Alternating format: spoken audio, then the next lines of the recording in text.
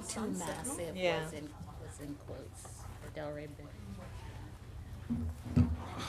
So, We're live. okay.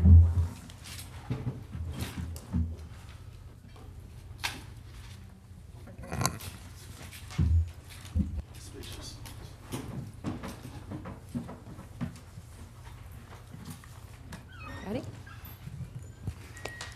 I'd like to call to order this meeting of the Site Plan Review and Appearance Board for Wednesday, February 22nd, 2023.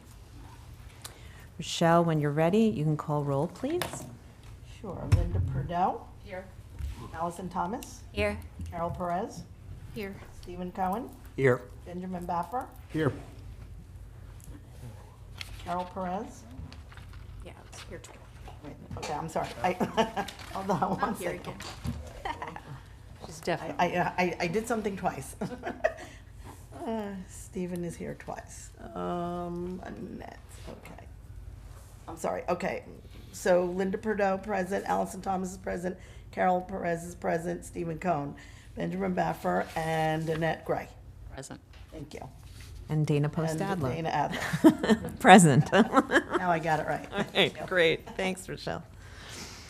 All right, next item is the approval of the agenda. Ms. Alvarez, do we have any changes to the agenda? There are no changes. I just wanted to point out that this morning we did add the approved Class 5 renderings on PopStroke as an attachment.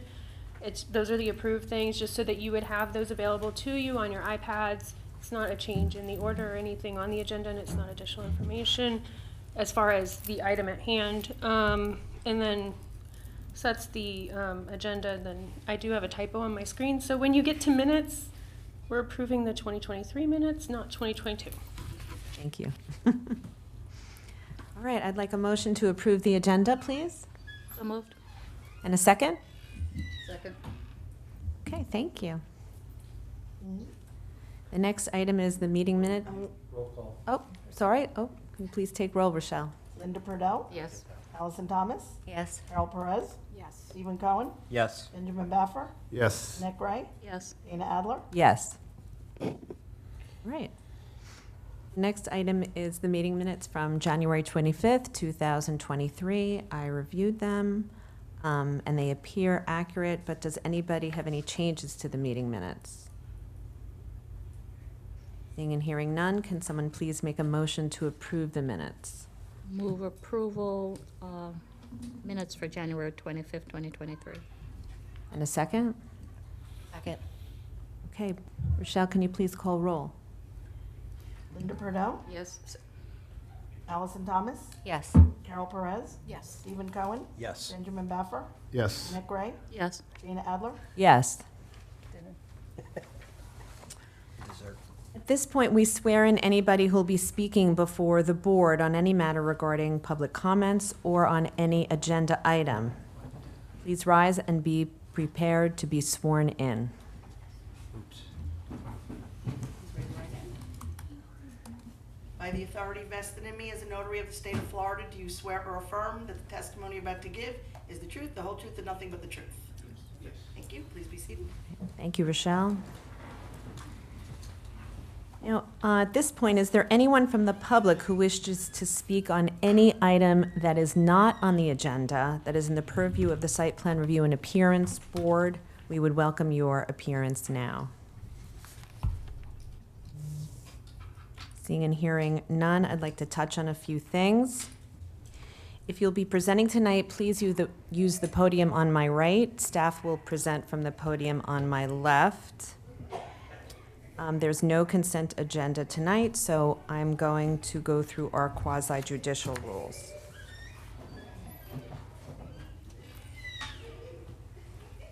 This hearing shall be conducted in accordance with the City of Delray Beach quasi-judicial rules. The applicant and the city shall be permitted to present their case. The public shall be allowed to speak for 3 minutes each, or a maximum of 6 minutes if the person represents an organization or a group of people who are present but agree not to speak. The city commission, board member, staff, and the applicant may be allowed to cross-examine a witness. The city or the applicant will be allowed to offer rebuttal testimony. The decision to approve or deny an application or appeal may not legally be made upon personal views as to whether a project is a good project or not, nor may a decision be based on the number of citizens who support or oppose a particular project. The law requires that all decisions must be made on the basis of whether the project meets the requirements of law, the comprehensive plan, and the land development regulations. All right, we are ready for our first agenda item. If you could introduce it into. Hello, my name is Rogelio Perez. Good evening. I'm planner in training. I'm going to enter into the public record agenda item 8A, file number 2023-070. This is an application for a color change for H. Gregg Nissan located at 2200 South Federal Highway. I'm going to at this time, I can let the applicant do his presentation now. Yeah. Before we begin, board members, are there any ex parte communications on this item? No. Okay, so, Mr. Fortuny? Yes. If you could please make your presentation, thank you. Good afternoon, everyone. Can you please just state your name and address for the sorry. record? That's okay. Andres Fortuny from H. Gregg Delray Nissan, sorry. 2200 West Federal Highway? South Federal Highway, sorry. What we're trying to propose is Nissan is asking us they're changing all their dealerships throughout the country. And this is the current view that we have right now, and we're trying to make it more sleek and more modern. And the color we would change just the color in the front of the building. The ACM paneling would change to a darker gray, and change just the name. That's all we need to do for Nissan to approve our new design that they're trying to impose for their cars. I mean, for the dealerships. Sorry, I'm not a speaker. I'm like. It's okay. Oh, I have to, sorry. I didn't see it.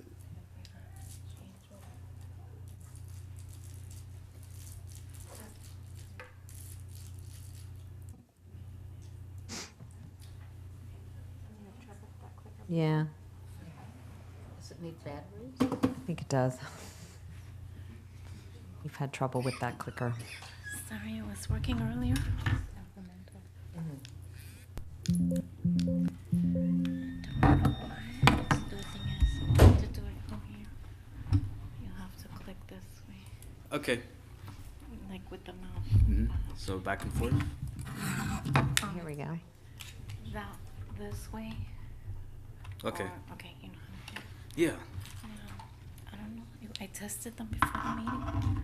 Okay. So let me know what slide you want to use. Is this one? That's the current location, the current dealership. If we can go to the next, with all the different sides. If we can go to the next one. And then the property location.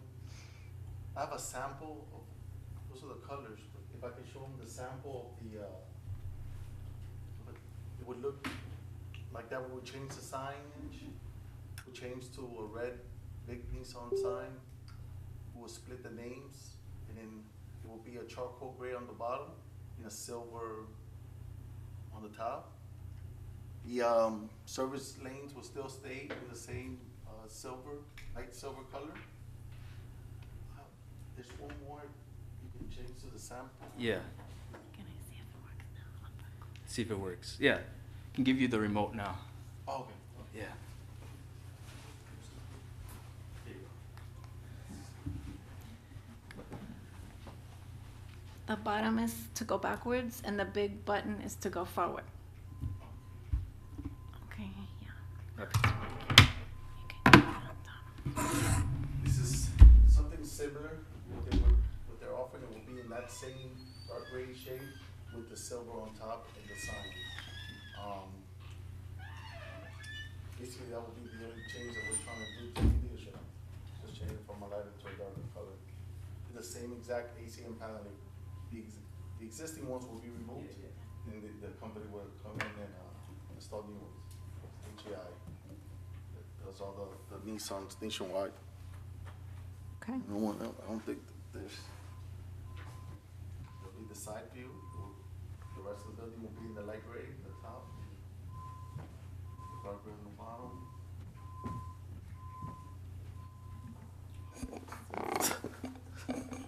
I forgot, sorry. Basically, that's what we're trying to get approved this evening. All right, does that conclude your presentation? Okay. Thank you. Terrific. All right, Mr. Perez, the city.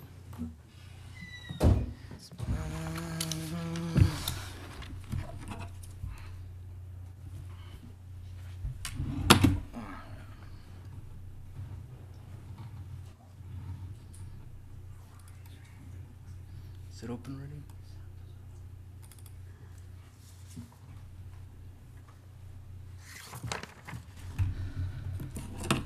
Okay. So this is agenda item 8A, H. Greg Nissan at 2200 South Federal Highway. It's a color change from light gray panels to silver metallic. And they're changing the colors of the metallic panels and the colors of the walls too. So let's see, this is a automotive commercial zoning. Most of the corridor is automotive commercial, and it's in the South Federal Highway redevelopment area. The existing use is full service automotive dealership, and this is the existing elevation. And these are the color samples. We have two of the colors are going to be the proposed new colors for the aluminum panels. And then we have for the wall that's not covered by the metal panels, it's going to be two colors of Sherwin-Williams, cyberspace and dust blue. So a dark gray and a light gray for the wall and for the aluminum panels. And this is the east elevation. So they're replacing approximately 2/3 of the bottom with the darker gray color along the east, along the north, and along the south. And so the required findings and architectural elevations for an aesthetics. These colors are basically, they're appropriate for related auto dealerships. They're consistently used for different auto dealerships. So staff has determined that this proposal is in conformity with good taste and design, is not anticipated to cause depreciation in appearance or value.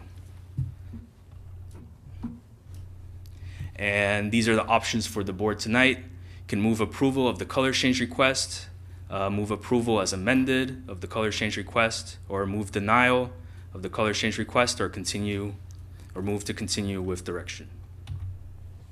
And that's my presentation. Thank you, Mr. Perez. Is there anyone from the public who wishes to speak on this item? Mr. Fortuny, any rebuttal? Okay. All right, we'll open it up to board comments. Ms. Perdue? I think it looks nice. If it's corporate, I think it's going to be, just fine. I have no problem with it. Okay, Mr. Cohen? No comments. All right, Ms. Perez? I agree. Okay, Ms. Gray? No, I'm good. Ms. Thomas? Likewise, I'm good. All right, Mr. Bell? All good? All right. So I just have one comment, and that's that here in Delray Beach, there's been an ordinance passed where we've opened up the possibility for murals outside of the downtown area. And since your dealership is along the corridor, I believe that the west side faces Dixie Highway and the train. Is that correct? It's not within our purview as the SPRAB board, but given that you are going to do some things with your facade, if you would consider a mural somewhere. And that would be through, that approval process would be through another body. But we are trying to add whimsy and excitement to the city of Delray Beach. So if it's something you'd like to consider, it would be wonderful. So,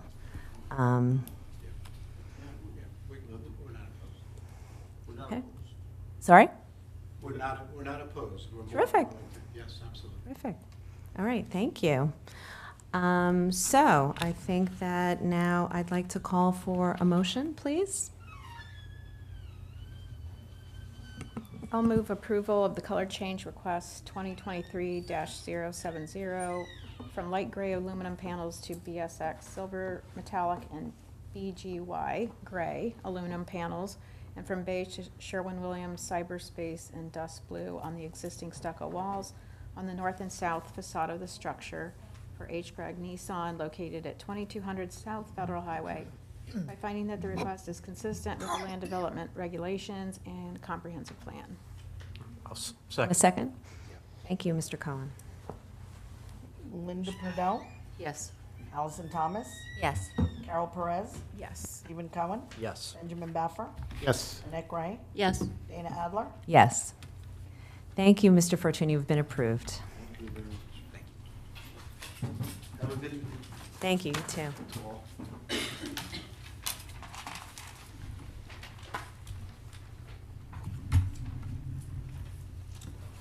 Okay, next agenda item.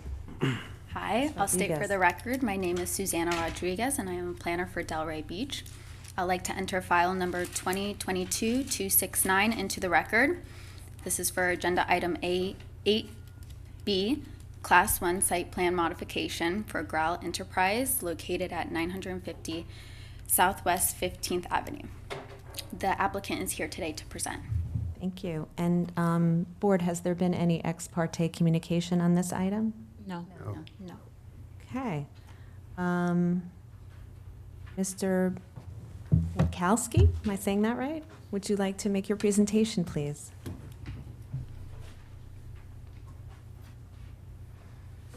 Good evening. I'm Joe Pinkowski, the owner of Growl Enterprise, and we're in a project, in the process of a project of 950 Southwest 15th Avenue in Delray. And what I'm asking for is additional height on my building to match the existing neighborhood and the approval of a color, and was requested to add awnings to it and a sample of the awnings.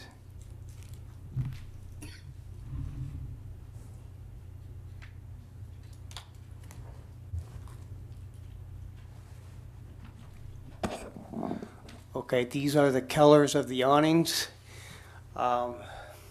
which is the deep sea blue, which is a bear color. The body of the building is a Benjamin Moore Thunder Cloud Gray, which is basically the same color as the storage across from me and the building to the south of me and one building to the west. The buildings that were to the east or to the north of me were kind of a yellowish orange, and I didn't particularly like that. But I picked this color because the neighborhood surrounding was pretty much matched this color here.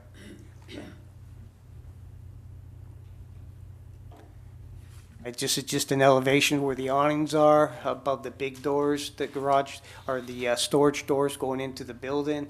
And the smaller doors, which are the swing doors, you can see awnings there, which are the dark blue, kind of offset a little bit, give it a little bit of a transition there. And the doors themselves are white, and you notice that the body of the building is gray.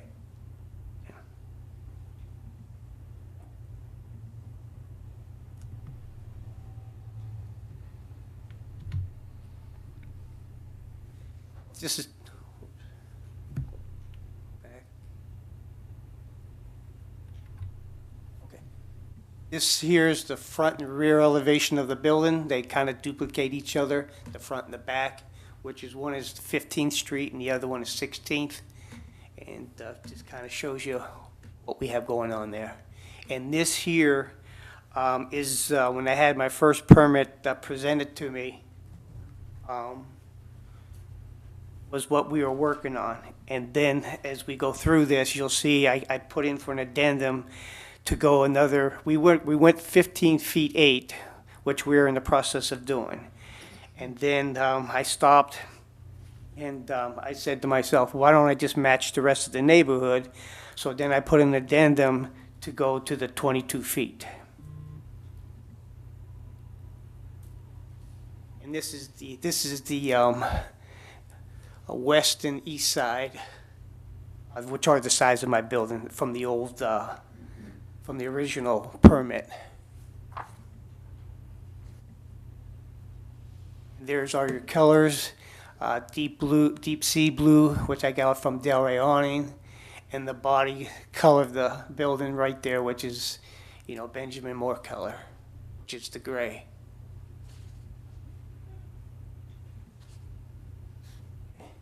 This is the original plan that we were in the process of building the building, and you can see I have two walls there, which were 3 different bays. And then while we were in the process of putting the building up, I got a lot of requests from people coming around, hey, they wanted to use it as a storage, and can we have one big bay instead of renting 2 small bays? And I said, I don't see a problem in removing the one wall and just having one huge space and then a smaller space there. And then you can see an office there where it's 10 by 10, where somebody would patrol the area because it's not the best neighborhood, so somebody would be around all day. So that's why we put the 2 offices there, for one for each.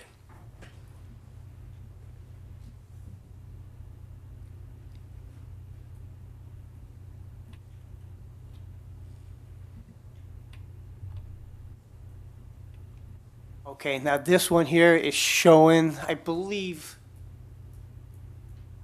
okay, this here now showing the one big bay now that's taken out that wall that I eliminated. This was when I came in for my addendum change for this. So you can see this one to the right is a much larger bay now. And the reason we went larger on that bay and also higher is because on the Bobcat equipment and the heavy-duty equipment, the bay, the storage across the street was only a 10-foot. And I had some response that people would like to store their equipment in there. And they said they needed at least 15, 17 feet.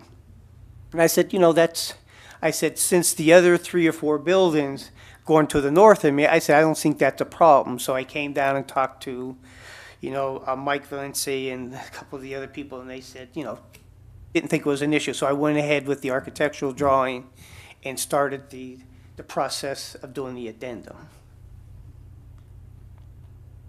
Okay, now there's the extra height. There's the 22 feet. So those front elevations are extra 7 feet that I'm asking to have on my building. So that brings it up to 22 feet, even with the other 3 or 4 buildings going to the north of me.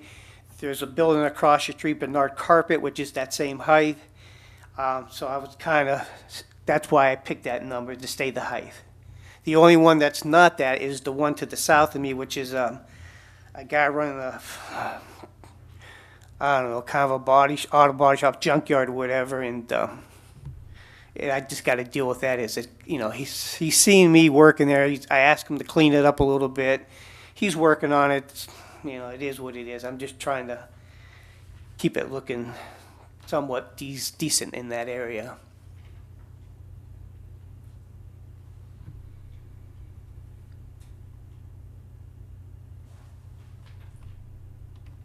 Okay, and there's the vicinity map. You can see mine where it's circled there in red, and then going to the north, 1, 2, 3, 4 buildings. they're all 22 feet. You got Bernard Carpet, which is exactly across the street from me. That's 22. And then down in between that building on the south at the edge, that is 17 feet, but the one in between there, that's the body shop. All right, so that's, and that's how my building was originally when I bought it. It was only 10 feet with, you know, like 18 garages. And at that point, they were, you know, I had a guy doing, you know, working on an engine, a guy working on a body when I bought it, and then you had a guy in there doing art, working with art and so forth and so forth. So my agreement was when I bought the building, I would honor their lease, which was, you know, no more than 6 months. So they all got out, and I said, hey, you know, you need to find some place to go. And then that's when I got the permit, started demoing, started moving forward.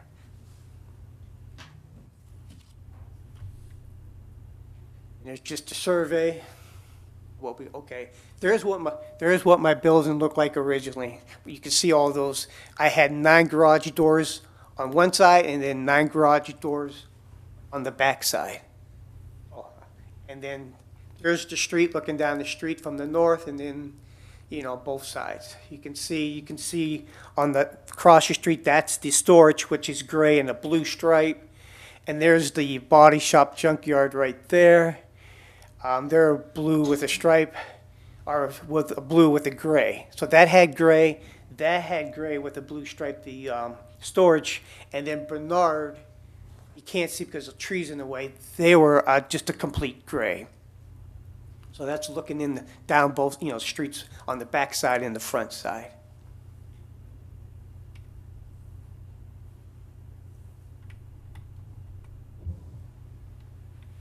Okay, and that's just another shot of the street looking from the southeast, which is the storage area. Just giving you a shot of the neighborhood. And then that's the other side there, which is a granite place, which they keep, you know, that's their yard out there, which they keep all their stuff. And their building is actually the 22 feet, but somehow you don't see it in there, but it is. And it's kind of a green color, I believe.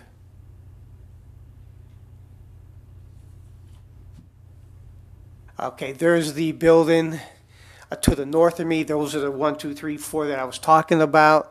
Those are what I'm trying to match, is the height of that building there. So that's what this is all about, really, is to match that, is to match the neighborhood.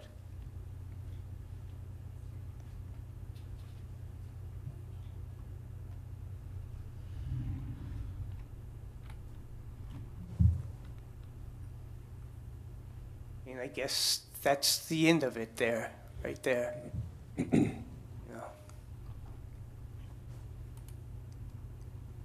All right, thank you, I Ms. don't know why it's moving around. Thank you, no. Mr. Pankowski. Okay. That was the end of it, yeah. All right, for the Okay. city, Ms. Rodriguez. I kept pressing and it kept going, I didn't know. All right.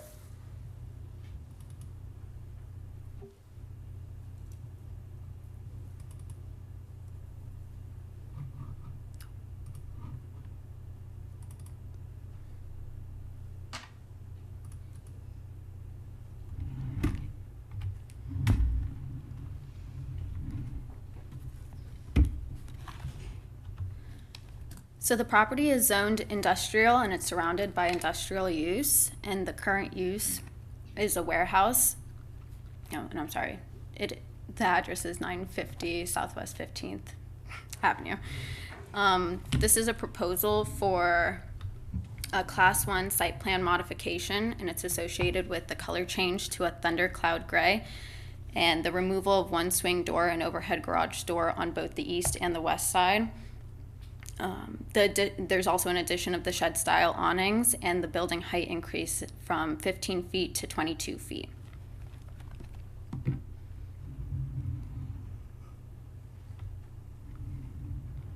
The proposed color change from the body of the structure is the Benjamin Moore Thundercloud Gray and a deep sea blue for the awnings above the doors.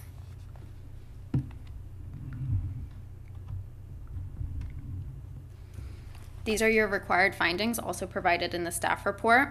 The proposed modifications contribute to the surrounding industrial area and is harmonious with other surrounding developments as it incorporates similar colors in the surrounding buildings.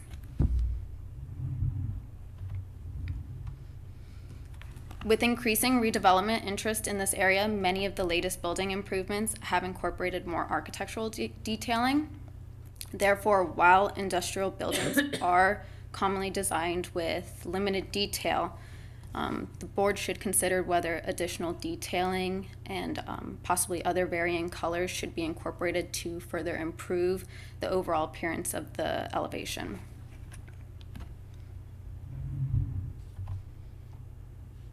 This concludes my presentation. Thank you, Ms. Rodriguez. Is there anyone from the public who wishes to speak on this item? Okay. Seeing and hearing none. Mr. Penkelski, do you have a rebuttal? No. Okay, thank you. All right, so we'll open it up to board comments. Mr. Cohen, would you like to begin? Chair, excuse me. There's just one thing I think, and Amy might be stepping up to clarify as well. In the staff report, it's noted that a 4-foot parapet will be required in addition to the renderings that the board is seeing. So we just wanted to make clear that the board understands that the renderings show the 22-foot height without the 4-foot parapet that would be required if approved by SPRAB. Right, so on page 4 of your staff report is the code requirement for flat roofs that they must be screened. And the minimum parapet height, I'm sorry, I said minimum. Maximum. Thank you. The maximum parapet height that can be approved without specific board action would be 4 feet. So whether it's 1 foot, 2 foot, whatever it is to provide that screening, that's something that would need to be provided in the final plans, and then just identify where the final flat roof is. But we felt okay with that being part of the review coming forward to you, since it wasn't something that was specific to board action and required by the code. Okay. So it's within code. Mm-hmm. Correct. Okay. Any other questions on that from the board? What is the total number of feet that'll actually be then? Well, the flat roof that is proposed is to 22 feet, correct? Yes, it's 22 feet and the total area is 5,000 square feet. Right. So Okay. the total that you see there, and that's to the flat roof itself, is the 22. So again, they would have either a 1 to 4 foot parapet. I don't know if you have any rooftop equipment that you would need to screen. If you don't, then they could probably just do a 1 foot parapet, just something to screen it so that it's And that wouldn't be a problem. something that's sufficient. Okay, so somewhere between 23 and 26 feet. At the max. Yeah. Otherwise, if it were more than that, we would have to come back. Right. I see. For you to specifically approve that. Okay. Mr. Cohen?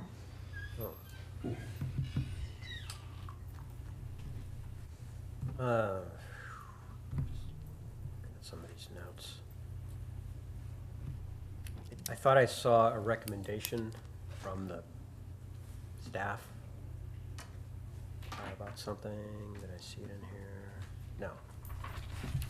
And that's just a comment about the parapet.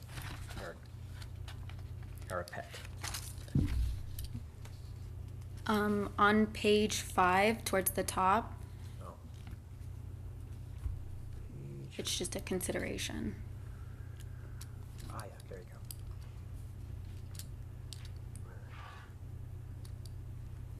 So the banding trim, that would be like a different color going along the top? Yes. Mm-hmm. I agree. It would make it less plain. So, yeah, I agree with that recommendation. So, no more comment. All right, Ms. Perez? I'm fine with the proposal. That's great. Wait, I have one more comment. Okay, go ahead. So just in your photos, it looks like you have trees surrounding your property, but you are supposed to have a hedge screening your vehicular use area, and I don't know if that was part of your original. That was the original. We're putting hedges between, I had the landscaper come out when we were starting this, and we are gonna put bushes in between the trees. I can't, he won't let me put them out by the street. Okay, that's fine. It's just required by code. Yeah, I so got that. That'll Yeah. be nice. I'm all into landscaping. Okay, thank What- you. Can I make one more? Yes, please. I thought you said 3 on each side? 3 trees? What, no, three, sorry, 3 bays? No, we were gonna do 3 bays, Oh. but this new, when I came in for revision, I wanted to do just 2 bays. I said, Okay. why am I gonna do 3 doors? So that's why I only do 2. The doors actually go right from front, you could drive right through from 16th to 15th Street, I got you. Okay. you know? So that's what that. And then the other thing, if that band on the top, can I match the awning color to make that band? Okay, all right. All right, Ms. Gray? I think the questions asked addressed my concerns. Thank you. Ms. Thomas? The 4 buildings to the north that you're matching the height elevation, is the parapet gonna make it higher? It's going to make it higher with the Okay, parapet. and so yours is gonna be the tallest on the block? It will be the tallest, if we go, the 1-foot parapet will be taller by 1 foot. Okay. Yeah. Thank you. All right, Mr. Bath? I'm still not clear on the raising the roof, and it might be irrelevant to the appearance, but this is an existing masonry building, Yes. and so what's the roof, steel joists? No, the original, the roof was made out of cinder blocks. It's back 30, 40 years ago, they made out, I mean, from everybody I talked to and the architectural, the engineer, they told me it was they thought it was crazy to get rid of that roof, but they understood why I wanted to raise it. They said that the style of that roof would never leak because it's cinder blocks. And what they did was they put number 6 rebar through it, and it was cinder blocks. I mean, literally, it was 15 trucks we had to come in and load up with cinder blocks. You've taken the entire roof out.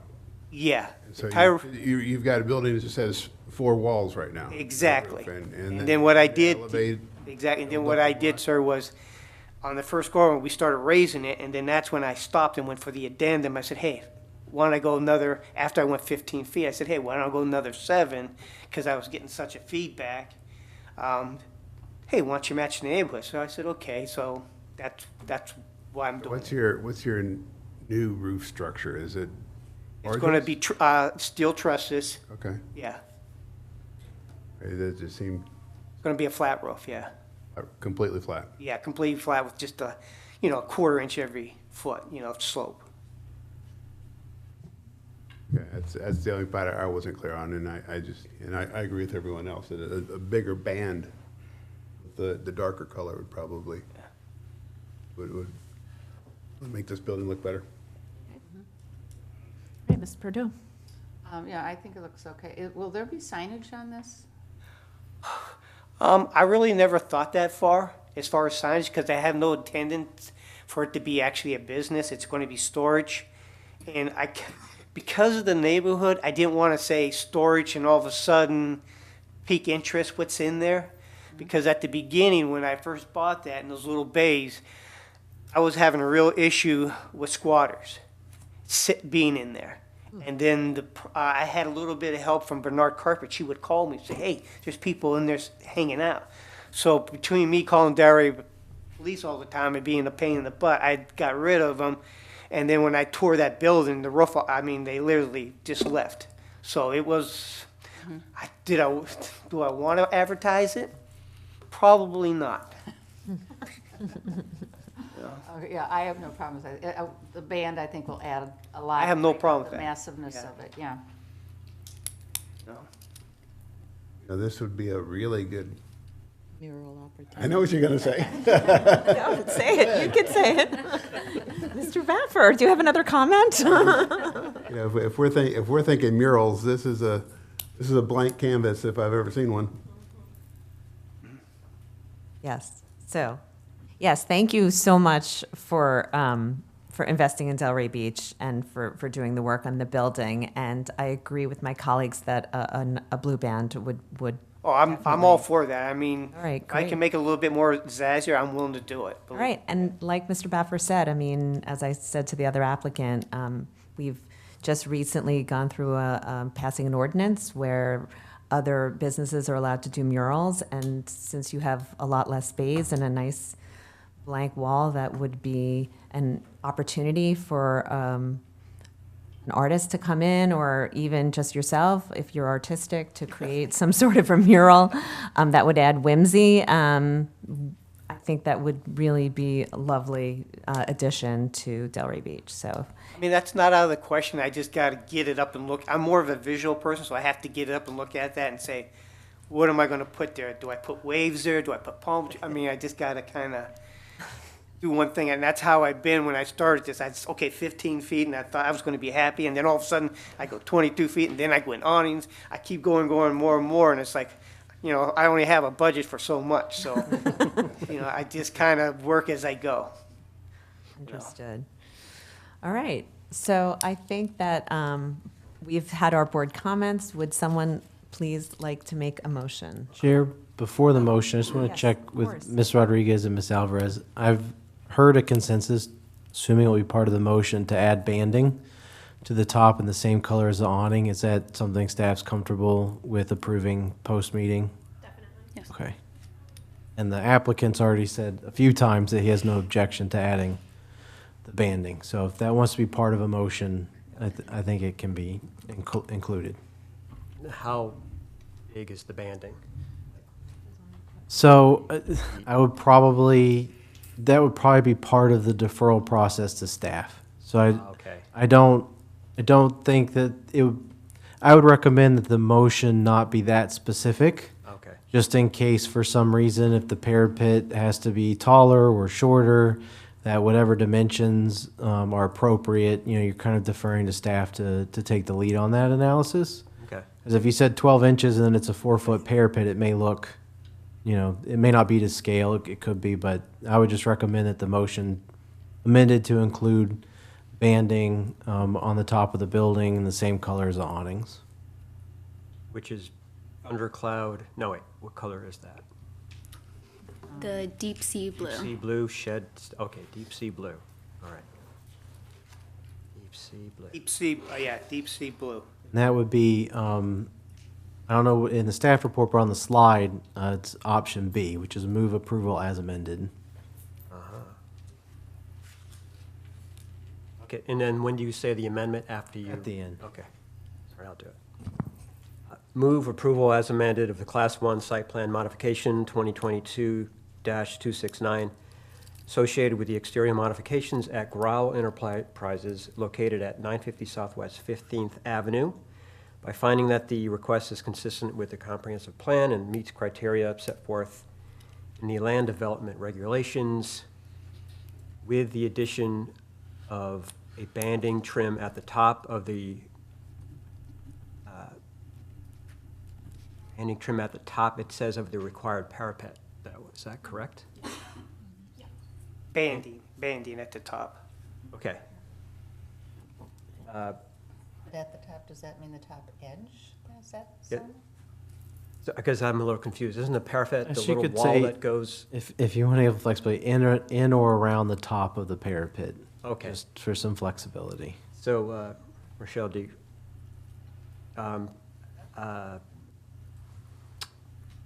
I guess with the amendment of the banding trim at the top of the required parapet, a deep sea blue color. Is that Second, clear enough? Okay, and who's second? Ned Gray. Matt? Okay, thank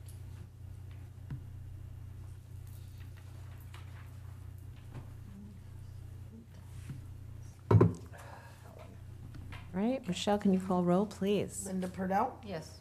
Allison Thomas, Yes. Carol Perez, Yes. Stephen Cohen, Yes. Benjamin Baffer, Yes. Annette Gray, Yes. Dana Adler. Yes. All right, Mr. Pentalski, you are approved. Thank you. very much. I appreciate it.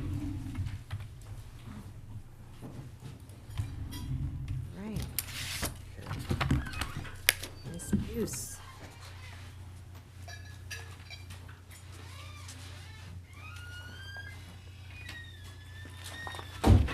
Good evening, Jen Buse, a planner with the City of Delray. I'd like to put the record into file, if I said that right, 2023-048, and the applicant is here. Okay, thank you. Board, has there been any ex parte communication on this item? No. Okay. So, do we have, let's see, I have Mr. Botelli and Mr. Covelli. And you are, sir? I am Mike Cavelli. Thank you. If you with could state your Cavelli Design name. Associates, 1209 South Swinton Avenue. And my office has 9 overhead doors that all have murals on them. So, anyway, tonight we're here to talk about PopStroke. This has been before this board, I believe, once for a waiver, once for a conditional use, and once for site plan approval. And we're back now that we're under construction. There are, as you go through construction and you find issues and fine-tune things, so there's a whole list of all these little things, so we thought it was best just to bring it back to the board as one package, and then we could go from there. Let's see, this is now, everybody's having a hard time with this thing, aren't they? There you go. All right. The location of it is on Federal Highway, west of Federal, east of Dixie. This is just north of the Chocolate Factory and south of 14th Street. There's 3 areas of the site plan that we're going to do revisions to. The first one would be the small circle to the left. There's a little kiosk in the middle of the golf course, and basically all we're doing is putting a little sidewalk around that kiosk. It's just a long-term maintenance thing that you won't have the turf being worn as people walk up to that kiosk. The next area is the area at the bottom of this image, where on Federal Highway. It consists of a gate that would be on the left, on the lower. The purpose of the gate is emergency access in case there was a fire in the building. The parking lot is to the north. It gives people a way to get out of the golf course without having to go through the building to get to the parking lot. And then the yellow area is a sidewalk that actually services a door into a storage area of one of the buildings. Then the third area that we're going to do revisions on is along Dixie Highway. This would be the top part of the drawing. We are enlarging the dumpster enclosure. The existing approved is at the top. The proposed is at the bottom. So we're going to be able to accommodate recycling and more dumpsters.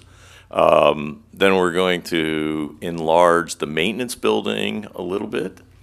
And now that we've gotten into all of the servicing, we've actually, through work with FP&L, have come to a place where we can actually set the transformer. And if you see the red line on the bottom slide, that's a curb. It's actually we call it a retaining wall. It's about 10 or 12 inches tall, and all it is, it's to help with a grade separation. There's a door that goes into the kitchen from that service area, and in order to keep the grades more level, we actually raised that area so that the grading is a lot better.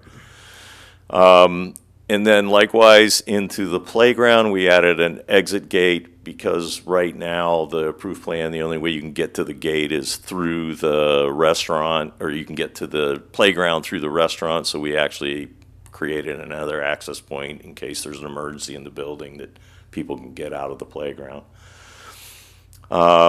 And probably the major change that we're doing is to the playground, and they're finding this in other facilities in Florida. They miscalculated how much sun you actually get in a playground. So they're going to do a couple of the shade sails that will cover that part of the playground. And then if you look at the top, you can see there's kind of a free form shape That's like a rubber play surface, and they found that it's much safer with other facilities to do the entire playground in that surface, which obviously affects landscaping and things like that. You see the 2 green circles; those are new planters that we worked with David Glover to modify the landscaping in that area. This is the surface you see. If you walk down Atlantic Avenue, it's the rubber surface that's around the trees. The whole area will be that. It's porous. It drains. So it's not a hard surface, but it's very soft and great for kids to play on. And this is one of the shade sails that's being constructed in one of the other facilities in Florida right now.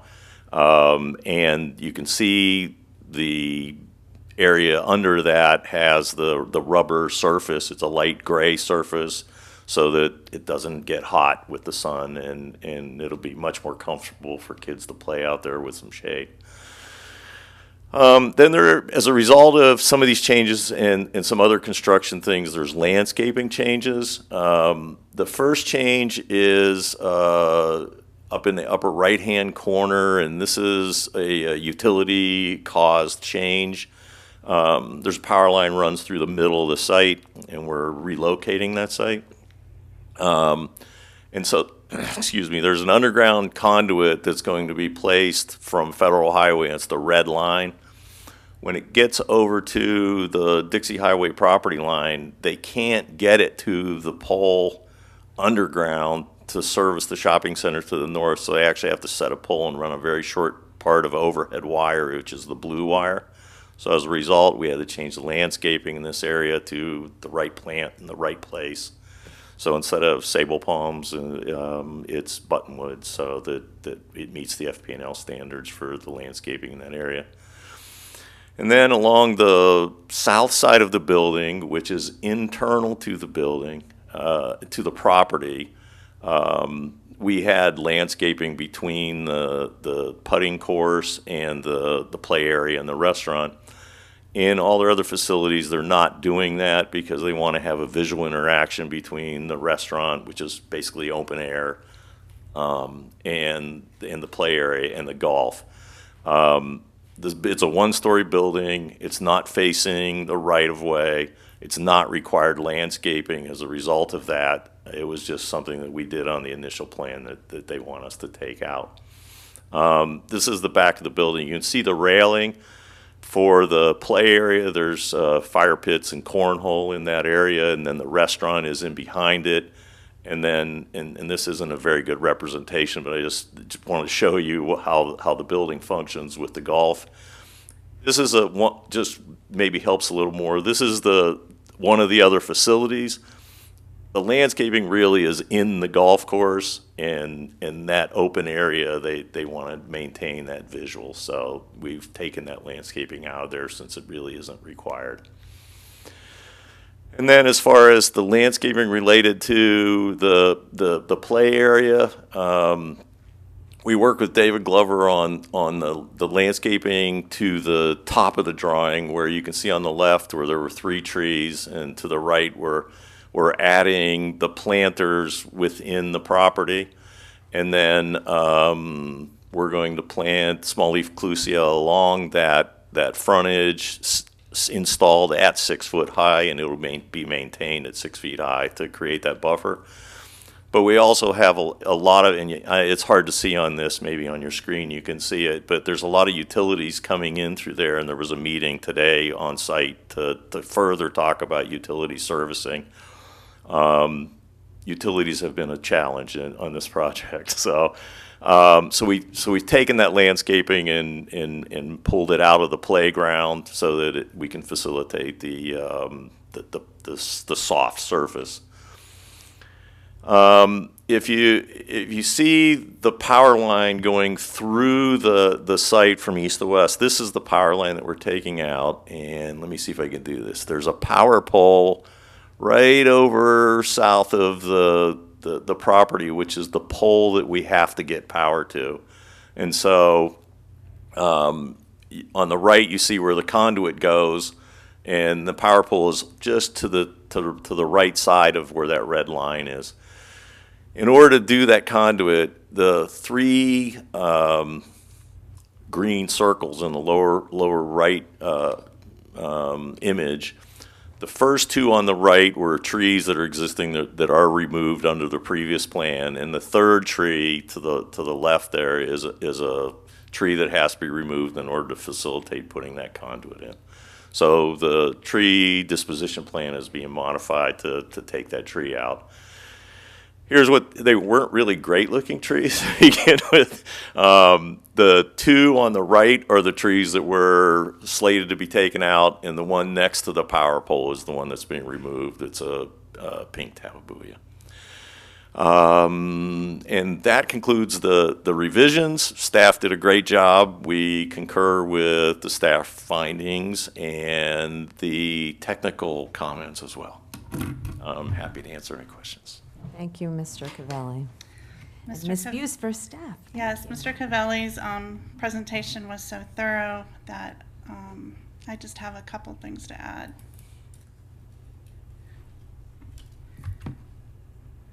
So this is a consideration of pop stroke, a class 2 site plan modification and landscape plan for pop stroke. This is located in the general commercial, and adjacent zonings are all GC except for west, where there is single family homes. The existing land use is under construction, which will be the recreational establishment, 2 18 miniature golf courses, and a restaurant. This is just a little bit of the background. As Mr. Cavelli said, it was received a conditional use approval. It went through DSMG to reduce the dedication requirements on Dixie Highway, and it was through City Commission for a waiver, and the Class 5 was approved on March 23rd, 2022. A site permit has been approved, and the project is currently under construction. And as Mr. Cavelli said, as they start doing the project, they find that little things need to be changed. These are the proposals. Update dumpster layout on the west side, update the concrete retaining wall, construct a walkway on the east side of the point of service, add walkway around golf kiosk, and emergency access gate on North Federal Highway. New blue shade canopy over larger playground, modifications to the tree locations on Federal and North Old Dixie. So with the Class 2, there are required findings, but you do not have to do the performance standards. So there are required findings for both the landscape and the architecturals. And here the architecturals are basically just the playground, because there is no changes to the actual building. These are the colors for the canopy. The changes still remain in harmony and good design. They will not affect the surrounding area. The changes are subtle to the overall site plan and do add safety measures for the guests by providing the walkway and the emergency gate. These are the changes: the playground, dumpster area, your walkway, and access gate. And the landscape plan had revised to accommodate minor shifts in the site layout. Some shrubs and ground covering were removed around the playground to accommodate for the larger playground, and the addition of the palms have been added to the playground area, and the removal of some other plantings. This is the landscape plan. There are review of some LDRs with this project. The development standards did not change. The parcel should have a minimum front building setback of 5 feet, and they are proposing 10 on Old Dixie. The dumpster recycling container shall be enclosed on 4 sides, and the dumpster layout change has remained with the enclosure. And they are proposing a little bit of lighting under the playground. The canopy was added at the last minute, so with the illuminations, we need to make sure there's no spillage and that they are full cutoff. So one of the notes in the report is that they need to provide a cut sheet of the light so that we can make sure it is full cut off. And we just need to make sure about the spillage. That concludes my presentation. As you see there, there is one more technical note. The landscape maintenance agreement does need to be recorded by Palm Beach County, or to Palm Beach County, before the CO of the permit.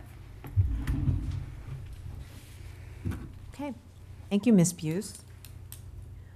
Is there anyone from the public who wishes to speak on this item?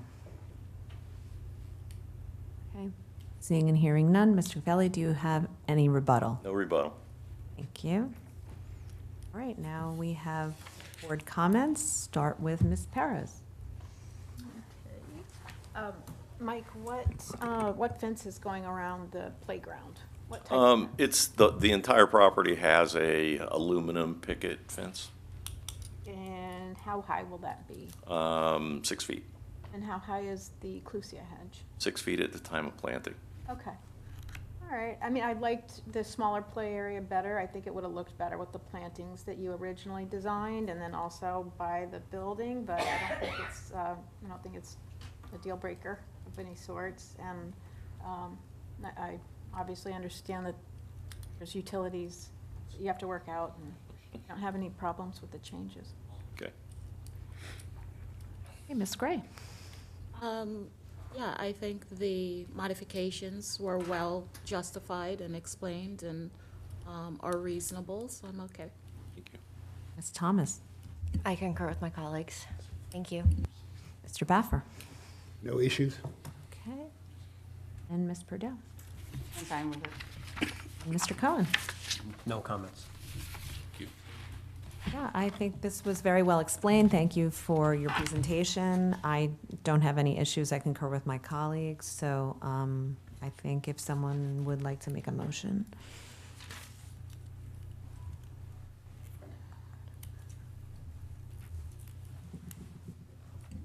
Move approval of the Class 2 Site Plan Modification 2023048 and Landscape Plan for Popstroke located at 1314 North Federal Highway by finding that the request is consistent with the land development regulations and the comprehensive plan. Second, please. Second. Thank you. And Rochelle, if you can call roll. Pardon me, Linda Purdell, Yes. Allison Thomas, Yes. Carol Perez, Yes. Stephen Cohen, Yes. Benjamin Baffer, Yes. Jeanette Gray, Yes. Dana Edler. Yes. Thank you, Mr. Cavell. You've been approved. Thank you very much. All right, before we go to the next agenda item, I'd like to have a little bio break.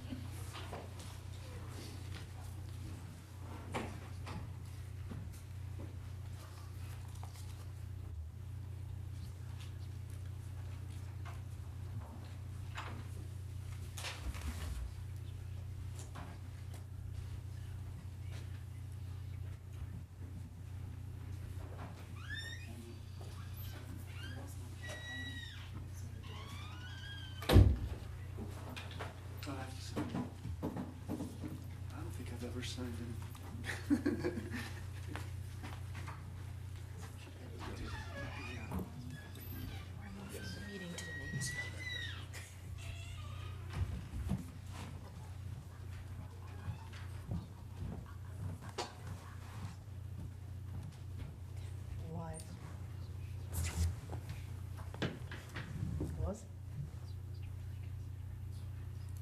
Wait, where'd everybody go? Technically, right now, we don't have a quorum, so the meeting is paused. Okay. So if I pause, I have to pause everything. Okay.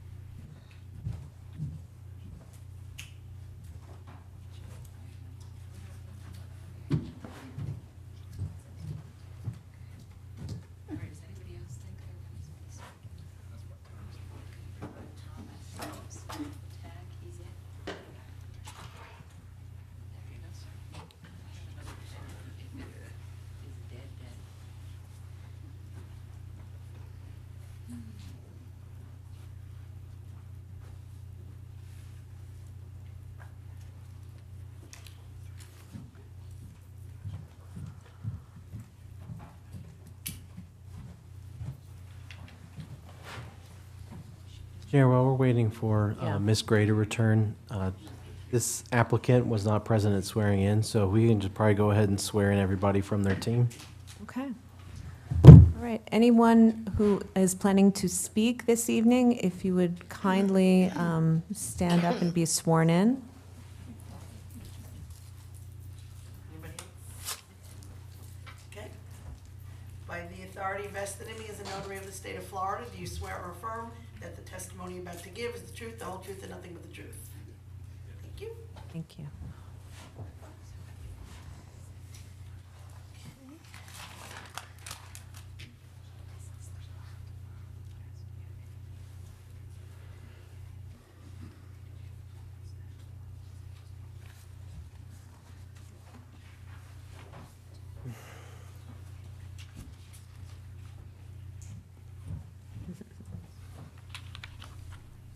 Okay, Mr. Gadanik, if you could please enter the item into the agenda. Thanks. Sure. Julian Gadanik, Senior Planner, Development Services. I'd like to enter into the record agenda item 8D. It's file number 2022-110, Class 5 Site Plan, application known as Alexa and Del Rey. Thank you. Turn it over to the applicant. Thank you. I've had some ex parte communication. I spoke with Mr. Costello this morning. Has anybody else had any ex parte communication on this item? No. Yes, I spoke with Jeff Costello this morning also. Thank you. All right, Mr. Costello, if you could please state your name and address for the record and make your presentation. Good evening, Board. Jeff Costello, JC Planning Solutions, Delray Beach. Here representing Maple Multifamily Land SC for the property known as Alexa and Delray. The property is located at 1155 South Congress Avenue, east side of Congress, between Linton Boulevard and Southwest 10th Street. As you can see on the location map, there's a mix of uses surrounding the property along the Congress Avenue corridor. Just some photos related to the property. So to familiarize yourself, this is the shopping center to the south and the storage facility to the north. Some lower density residential to the west, single family, multifamily, and an ALF. And then, of course, the I-95 corridor and CSX tracks. There's some background related to this project it's been provided to you in your staff report. And as you could see, through the years, there's been a number of different rezonings. And then we had the rezoning of MROC in 2007, the Congress Avenue Next Great Street report, 2016. But there's been, throughout the years since the MROC was in place, various code amendments and rezonings along that corridor. The application involved before you now is really relates to the site plan, but it's all associated with the processing of a rezoning for the 6.74 acres to SAD. There's also, with regard to that, it includes the development standards that you're evaluating the site plan on this evening for the multifamily development, freestanding at a height of 48 feet, 267 units.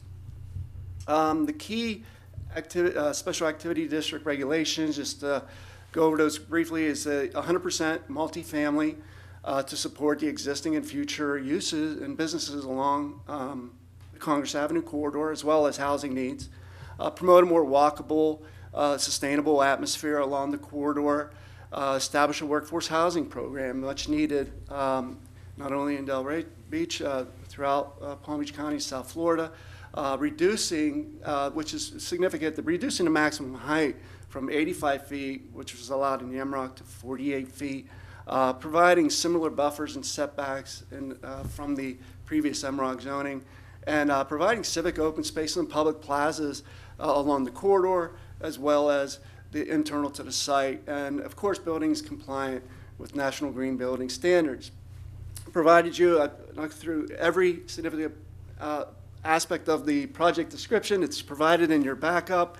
Of course, there's two separate buildings fronting along Congress Avenue, 134 units per building, 5 stories, 48 feet. a world-class amenities for this facility. The amenity building is approximately 10,000 square feet and has state-of-the-art fitness facility, ability for a maker space, tech lounge, co-working space. Again, civic open spaces, the parking, of course, compliant, bicycle and pedestrian connections, greenway easement, which hasn't been developed yet along that corridor. It's been identified in the comp plan. We'll be providing 36% open space, greater than 25% that normally required. This basically shows the connections, the civic open space locations along Congress, as well as internal to the site, and those are connections, those for the public to access the greenway easement, which eventually will go along the CSX railway. This is a contemporary architectural style. These are just some renderings that is provided in your backup. Just go through these quickly, a little line of sight analysis as well. And just to emphasize that there's, with regard to the elevations, there are offsets and relief in these with the elevations, especially along Congress Avenue. Those buildings are, the multifamily are set back 30 feet from Congress with an extensive landscape area, civic open space. There'll be royal palms adjacent to the building, and we've worked with FPL to allow taller than normal trees underneath the transmission lines. We're actually burying the lower lines for the street lights as well. These are just the color some samples that have been provided to you all. Again, with regard to the elevation, they do include a combination of materials, finishes consistent of stucco, fiber cement, lap siding to emulate the wood, and corrugated metal siding, as well as canopies and decorative railings. This, again, is the amenity building. It's a two-story amenity building, contemporary. And as far as this particular project, we've worked closely with staff, and these are just some key staff items that we did address in working with staff as far as the creation of those civic open spaces and public plazas, normally not required. Again, I emphasize in the east and west ends, pedestrian, the ped bike connectivity, modifications to the buildings to be a more refined building entry, increased landscaping along Congress. The buildings, again, National Green Building Standards, and of course the workforce housing program of 54 on-site workforce housing units and a contribution to the Delray Beach Housing Trust Fund to utilize for other workforce housing needs. Site plan findings. As outlined in your staff report, the SAD is compatible with the Congress Avenue mixed use designation. City Commission approved the master plan and first reading of the rezoning to SAD. The multifamily is allowed at 40 units to the acre. With regard to concurrency, the staff report confirms the project meets concurrency. Working with Palm Beach County, they are restricted in right turn out of this development, and really it's much less than what could be provided if this was maxed out based on the standards of the previous MROC zoning. Consistency with the comprehensive plan, required findings, they can be made as far as consistency with the neighborhood districts and corridors element, housing element, economic prosperity element, as well as the vision of the Congress Avenue Great Street Report. Standards for site plans, those positive findings can be made as also outlined in the staff report. It meets the applicable standards. The impacts of the overall site configuration, building design are compatible with the surrounding area. Again, this is separated from the lower density. We wanted to keep the height lower at 48 feet to be more compatible. The FAR, the floor area ratio is a little over 1, where 2.5 is allowed. With regard to compliance with the land development regulations, positive findings can be made that they are consistent with the regulations established through the ordinance for this particular site. Just again to note, I went through these already as far as the height, the site plan's consistent with the master development plan that was previously reviewed by the commission. Again, the floor area ratio, the open space is much greater than typically provided at 36%, and the lot coverage is at 23, where 75% is allowed. And of course, the parking, with regard to the report that we provided, there was more than sufficient parking available on this site. The landscape findings, as outlined in the report, is consistent with 4616. As I stated, along Congress Avenue, we increased the buffering, provided that civic open space, and also increased some of the height of the tree underneath those power lines. There, to the north and south, we work with staff. There are power lines almost on 3 sides of this site, actually, and just worked on working with staff as well as FPL to get it to where it needed to be. Oh. And I didn't even intend to do that. But anyway, so in any case, it's just a little zooming in on that a little bit on the landscape plan. And then as far as the architectural elevations, positive findings can be made with the criteria outlined in the staff report, understanding that this is the Congress Avenue corridor. It's a contemporary style. This is one of those corridors where basically it should be an innovation corridor. But in any case, you all are going through that planning process. This isn't the typical downtown type of design on the architecture, and we feel this really fits in well along that corridor. You know, it's 120-foot wide right away, extensive landscaping along the adjacent to Congress Avenue. And again, just there are offsets in relief in the building elevations that we feel that are very complementary to, and then we'll be able to enhance this corridor. Regarding to the elevations themselves, we feel that they're really enhance this area, really in this investment, in this redevelopment initiative will be positive for the city as a whole, as well as the Congress Avenue corridor. And that basically concludes my presentation. And did you put that in there? But thank you. Thank you, Mr. Costello. Available for any questions. Thank you. Mr. Gedanik for the city, please.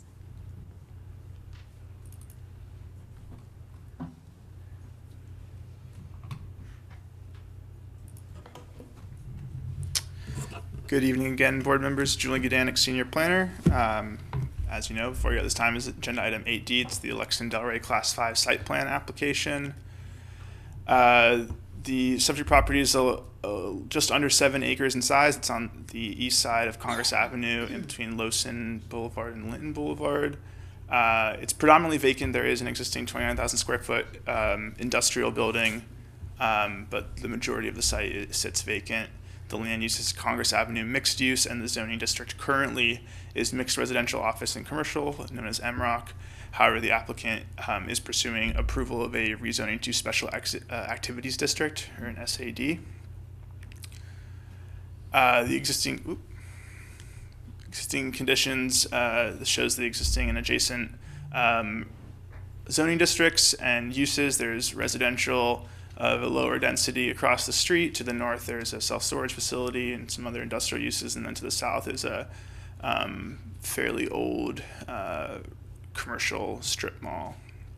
And then the CSX Railroad is to the east, as well as the 95 corridor. These are the adjacent properties. Again, it's self-storage to the north and commercial to the south. And this is the subject property with the existing building and then vacant area, and then it continues on southward to be more vacant area.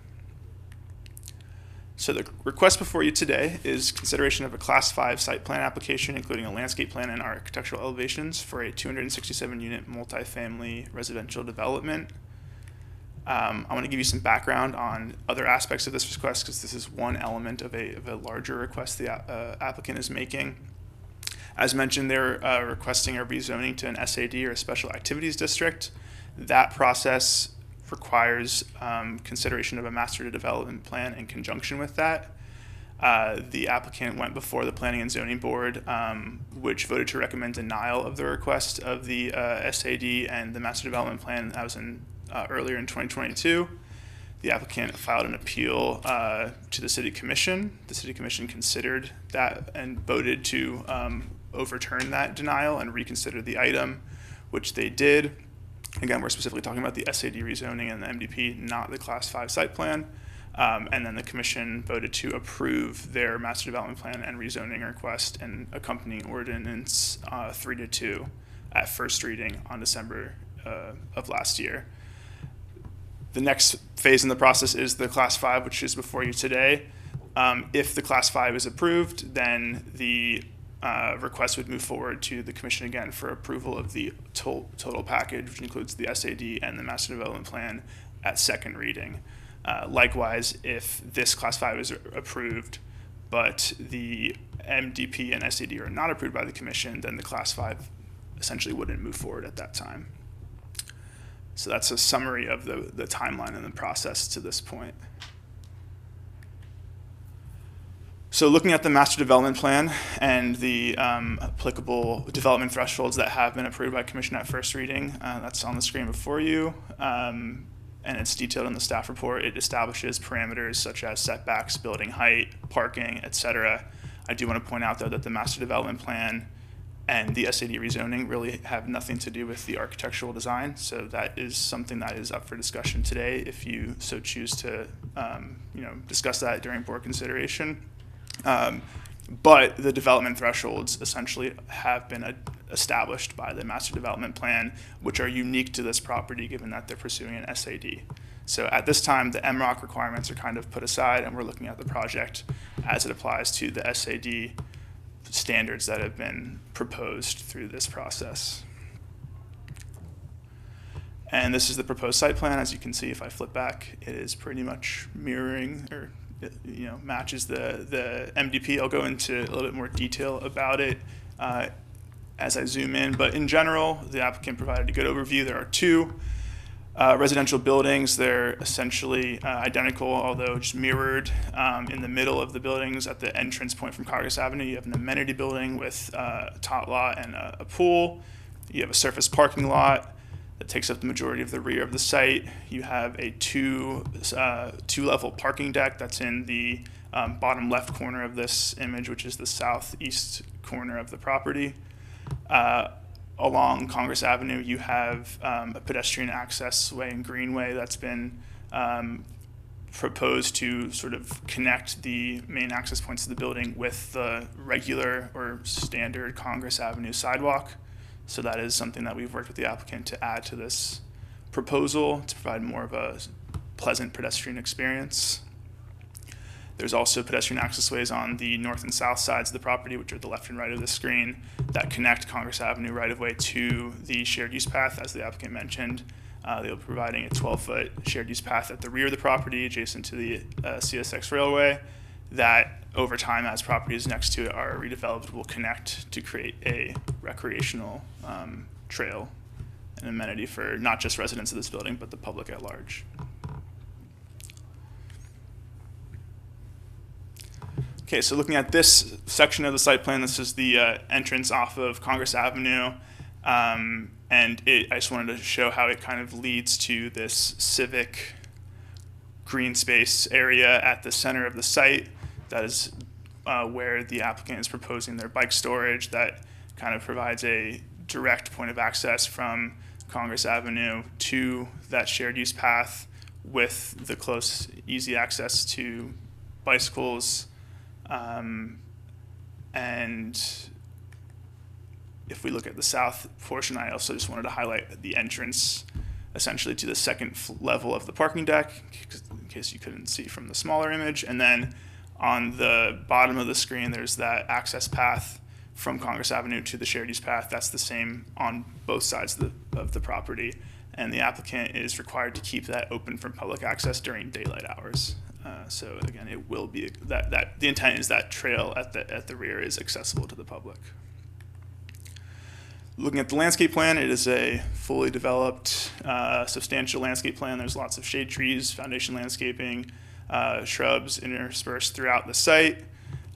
There's heavy landscaping proposed on the west side of the property in between Congress Avenue and the ground floor units on on the first floor, so that there's, you know, a sense of privacy and separation between that street and the units on the ground floor. Now moving on to the design, as the applicant mentioned, it's a contemporary masonry modern style architecture. It's 5 stories. Material mix is stucco, sort of a metal sheet panel, and a faux wood material. These are the elevations. Both of the buildings are essentially identical, so you would just, again, mirror that and it would be the building on the opposite side. And then this is the proposed garage structure or parking, two-level parking structure. It's open on the side that's interior to the site, and then the applicant's proposing a sort of grate screening on the exterior that would be visible from the shared use path. And this is the materials. Again, it's in color palette, it's a sort of mix of some grays and some beiges and creams, and then the materials we discussed. So some design considerations I'd like to offer as you evaluate this request is just to consider, is the design character appropriate for both the property's local, which is the neighborhood and the corridor, and regional, which is coastal South Florida context. So does this building seem appropriate in both those scenarios? Are there design elements present that convey a clear design philosophy true to a specific time and place? Is this reminiscent of Congress Avenue in Delray Beach in the year 2023? Is there sufficient design treatment and architectural detail provided to mitigate the large structural mass? They are fairly large structures. They're 5 feet. There's 2 of them. The total lot is approximately 800 feet in length, so that's a lot of mass. Is there enough design treatment to soften that impact visually from pedestrians and people who are driving along the corridor? And then lastly, is the design of a sufficient quality such that it meets or exceeds the highest minimum design standards of the city, as may be appropriate for a standalone special activities zoning district? And just to be clear, what I'm specifically referring to is we have our central business district design guidelines, which are the highest standard of design in the city, full well acknowledging that this is not in the central business district. It's on the Congress Avenue corridor, completely different section of the city, but the applicant is pursuing a special activities district in the code that is sort of referred to as an area that accommodates uses that are unique or differentiated in some way where they cannot be accommodated elsewhere. So I just offer to the board to consider whether the design is appropriate for a special district, essentially. Again, looking at the elevations and the rendering one more time. With that required findings for design from section 4618, the specific criteria is the plan where the proposed structure is in conformity with good taste, good design, and in general contributes to the image of the city as a place of beauty, spaciousness, harmony, taste, fitness, broad vistas, and high quality. 2, the proposed structure or project is in its exterior design and appearance of qualities such as not to cause the nature of the local environment or evolving environment to materially depreciate in appearance and value. And then the 3rd required finding is that the proposed structure or project is in harmony with the proposed developments in the general area, with the comprehensive plan and the supplemental criteria which may be set forth for the board from time to time. That's specific to design. Now moving on to just the general required findings for Class 5 site plans, land use map, concurrency, consistency, compliance with the LDRs. That was all detailed in at length in the staff report, so I'm not going to go over that at this time. And now finally, to your board options, you can move approval of the Class 5 site plan known as Election Delray, find it consistent with the comp plan and the land development regulations. You can move approval as amended if you'd like to suggest any changes. You can move denial if you find it inconsistent with the comp plan and land development regulations, or you can move to continue with direction. And I'm happy to answer any questions. Thank you, Mr. Godonic. Is there anyone from the public who wishes to speak on this item? Seeing and hearing none, Mr. Costello, do you have any rebuttal? Just since there's so much focus on the elevation, just to know this the design guidelines for the downtown were specifically related to preserve the historic character. This is a particular corridor that's really in need of redevelopment and an infusion of something different. And this is, and so that's with this architectural style is more of a contemporary, and given the surrounding area, the width of the right of way, this is a perfect opportunity to really enhance that corridor and provide a different type of design within this area. And as you see other developments coming forward, it's pretty much consistent with what has been envisioned for that corridor. Thank you. All right, we're going to open up to board comments. Ms. Gray, would you like to start?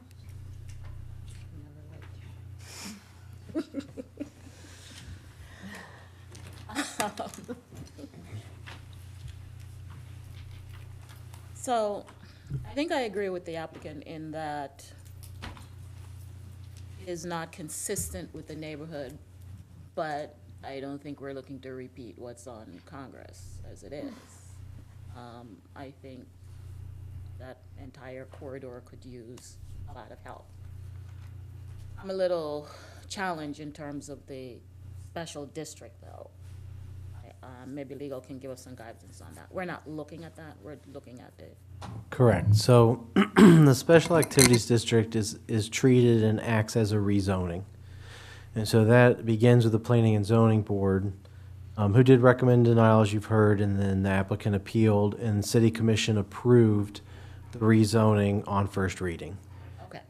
So that process is separate and independent from your site plan review.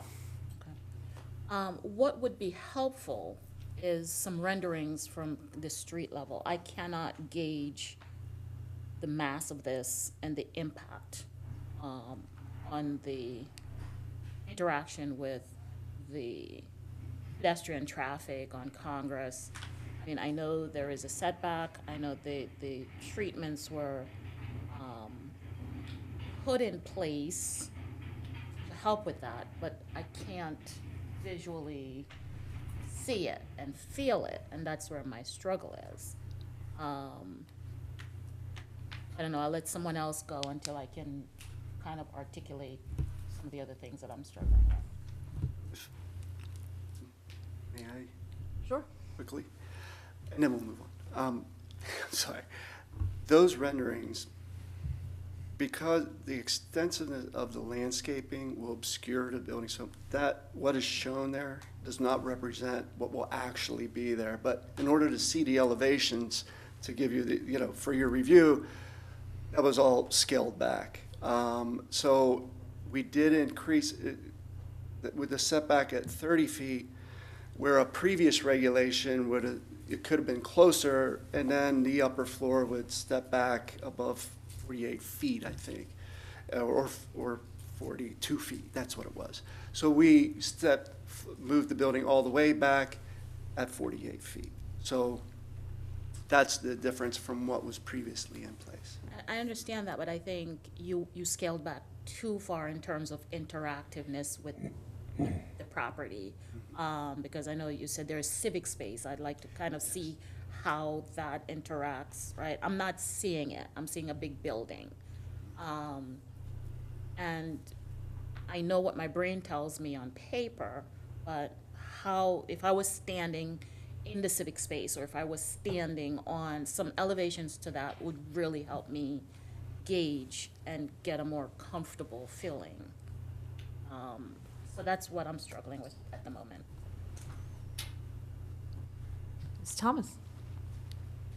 The last part that was, that you had mentioned about the zoning, what's the issue between the standards with our, with downtown as from Congress that you had mentioned? I guess. Yeah, so there's not necessarily an issue, it's just that the purpose of the SAD district, as it's written into our code, again, acknowledging that that's kind of been settled, essentially, unless the commission changes their mind at second reading, is that SADs are supposed to accommodate unique, different uses that aren't typically found elsewhere or can't be accommodated in other districts.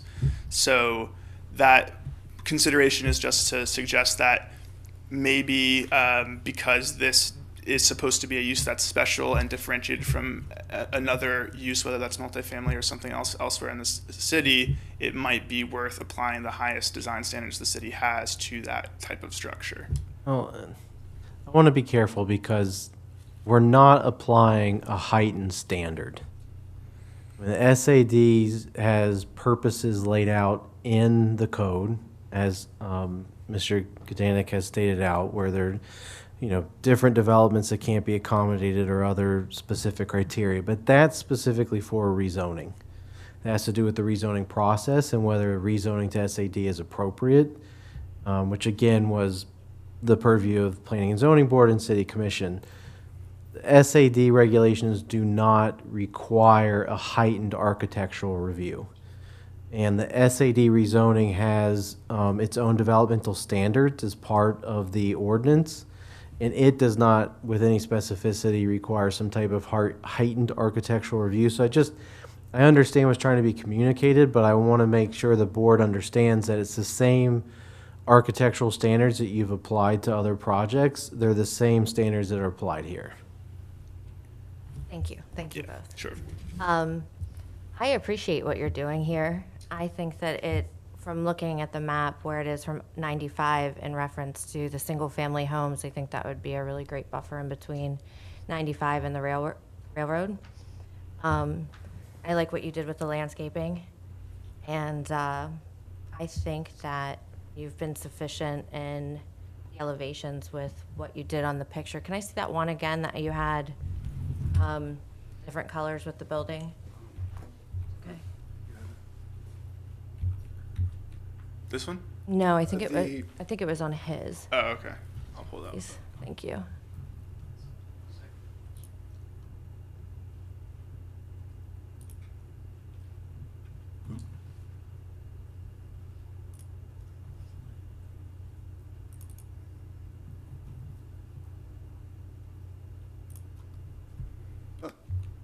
Do that. Okay. This one right here. There it is. Yeah. Get that one there. Thank you. Thanks. Yeah, I appreciate it. I think you did a good job trying to make it blend in, and also appreciate the workforce housing that you're doing as well. And that's basically all I have. Thank you. Okay, Mr. Baffer. All right, so I just feel like this is another example of a missed opportunity. I think we've got a project that meets all the criteria, checks all the boxes, goes through the numbers, but in my opinion does so at the lowest common denominator. And really looking at these renderings, we don't want to necessarily match what is there nearby on Congress Avenue. I get that. There's nothing about the architecture or the appearance of this building that makes me think Delray Beach or Village by the Sea or coastal Florida or anything. I mean, this building would look, it could be sitting in Atlanta, it could be sitting in Dallas, it could be sitting in Vancouver, and you wouldn't know. We're populating our city with a lot of buildings that I know, years from now we're going to hate because they're not going to wear well with time, and it just doesn't speak to what I feel Delray should look like. I mean, it's a great project, it's a great addition, all those things that we're not, that we don't consider on this board. I get all that, but I just don't think that architecturally this speaks to our city. The other one is, I don't know what's going on with that amenities building. You've got two perfectly symmetrical square box buildings. Then you've got this thing in between them. It's got part slope on the roof. I mean, architecturally, I can't even define that. I mean, you say one's masonry modern or something, but I don't even know what that is. That looks like something that has been added onto or cobbled together. I don't know. It's kind of schizophrenic to me. And then on the backside along the railroad, It's curious that you've got, again, two symmetrical, perfectly symmetrical buildings, but one side you've got a two-level parking garage and the other side you don't. And I mean, that's not anything anybody ever sees, but it's just, you know, it's really not harmony. I definitely support the project, I just don't like how it looks. Thank you. Ms. Purdell? I agree, something needs to be done in that area, and I think this is a good addition for that. It's what Delray has become, it's not what Delray was. So I would like to see maybe a change maybe in the, I do like the building, building to the left there, like the leasing office and all the architectural style, but if we're going for more Delray look rather than just a nice architectural style, maybe that building could be modified to create more of a Delray traditional look. And then my other question is, do we have pictures of what the parking area and all that with garage double, what that will look like? Because if that pathway goes through there, that's going to be a very visible area. And that I think needs to be addressed so that it's, you know, conducive or goes along with whatever else is up there. And maybe you showed it, but I really didn't get a good feeling of what it was. Yeah. Apologies for the size. We have elevations, not a rendering, but this is essentially what the applicant's proposing. So the panels are more artistic panels that we want to install along that edge. So when you see it from, it's something different. And then those panels will extend above the deck. And so that's the intent there. And there will be landscaping adjacent to that. There is an entrance on the east side near the plaza. If you can show that, and that plaza, as you come in, creates a focal point to draw the eye. And so as we worked with staff, that's what we were trying to achieve. So you'll see at that corner, pretty much there's some solid walls in that area because of the bicycle storage and so forth. So it really won't be as visible as you might think from Congress. And there will be landscaping on the west side of the deck as well, between the parking stalls and the deck itself. I think, that other slide that shows the trees, can we pull that up as well? The landscape plan? Yeah. Oh, that's your presentation. I had the color. Okay, that's fine. Yeah, just so you could see on the west side, there's the vertical elements of that deck. If you can point to that, Julian. So it's pretty significant along that deck to the screening of it. Obviously, it's a deck, so you know it's what, about a little over 12, probably closer to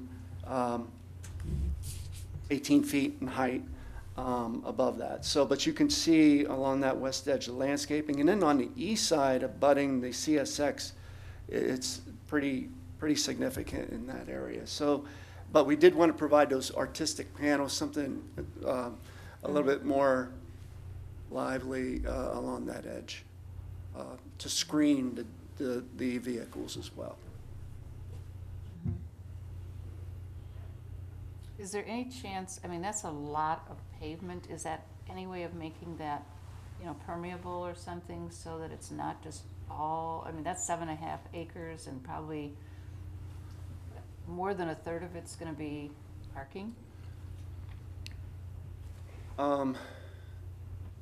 With regard to the permeable, I mean, we are going to comply with National Green Building Standards. In that regard, there's exfiltration within the site, and the open space has been increased. So what could have been more hard surface, we went with the 36% open space.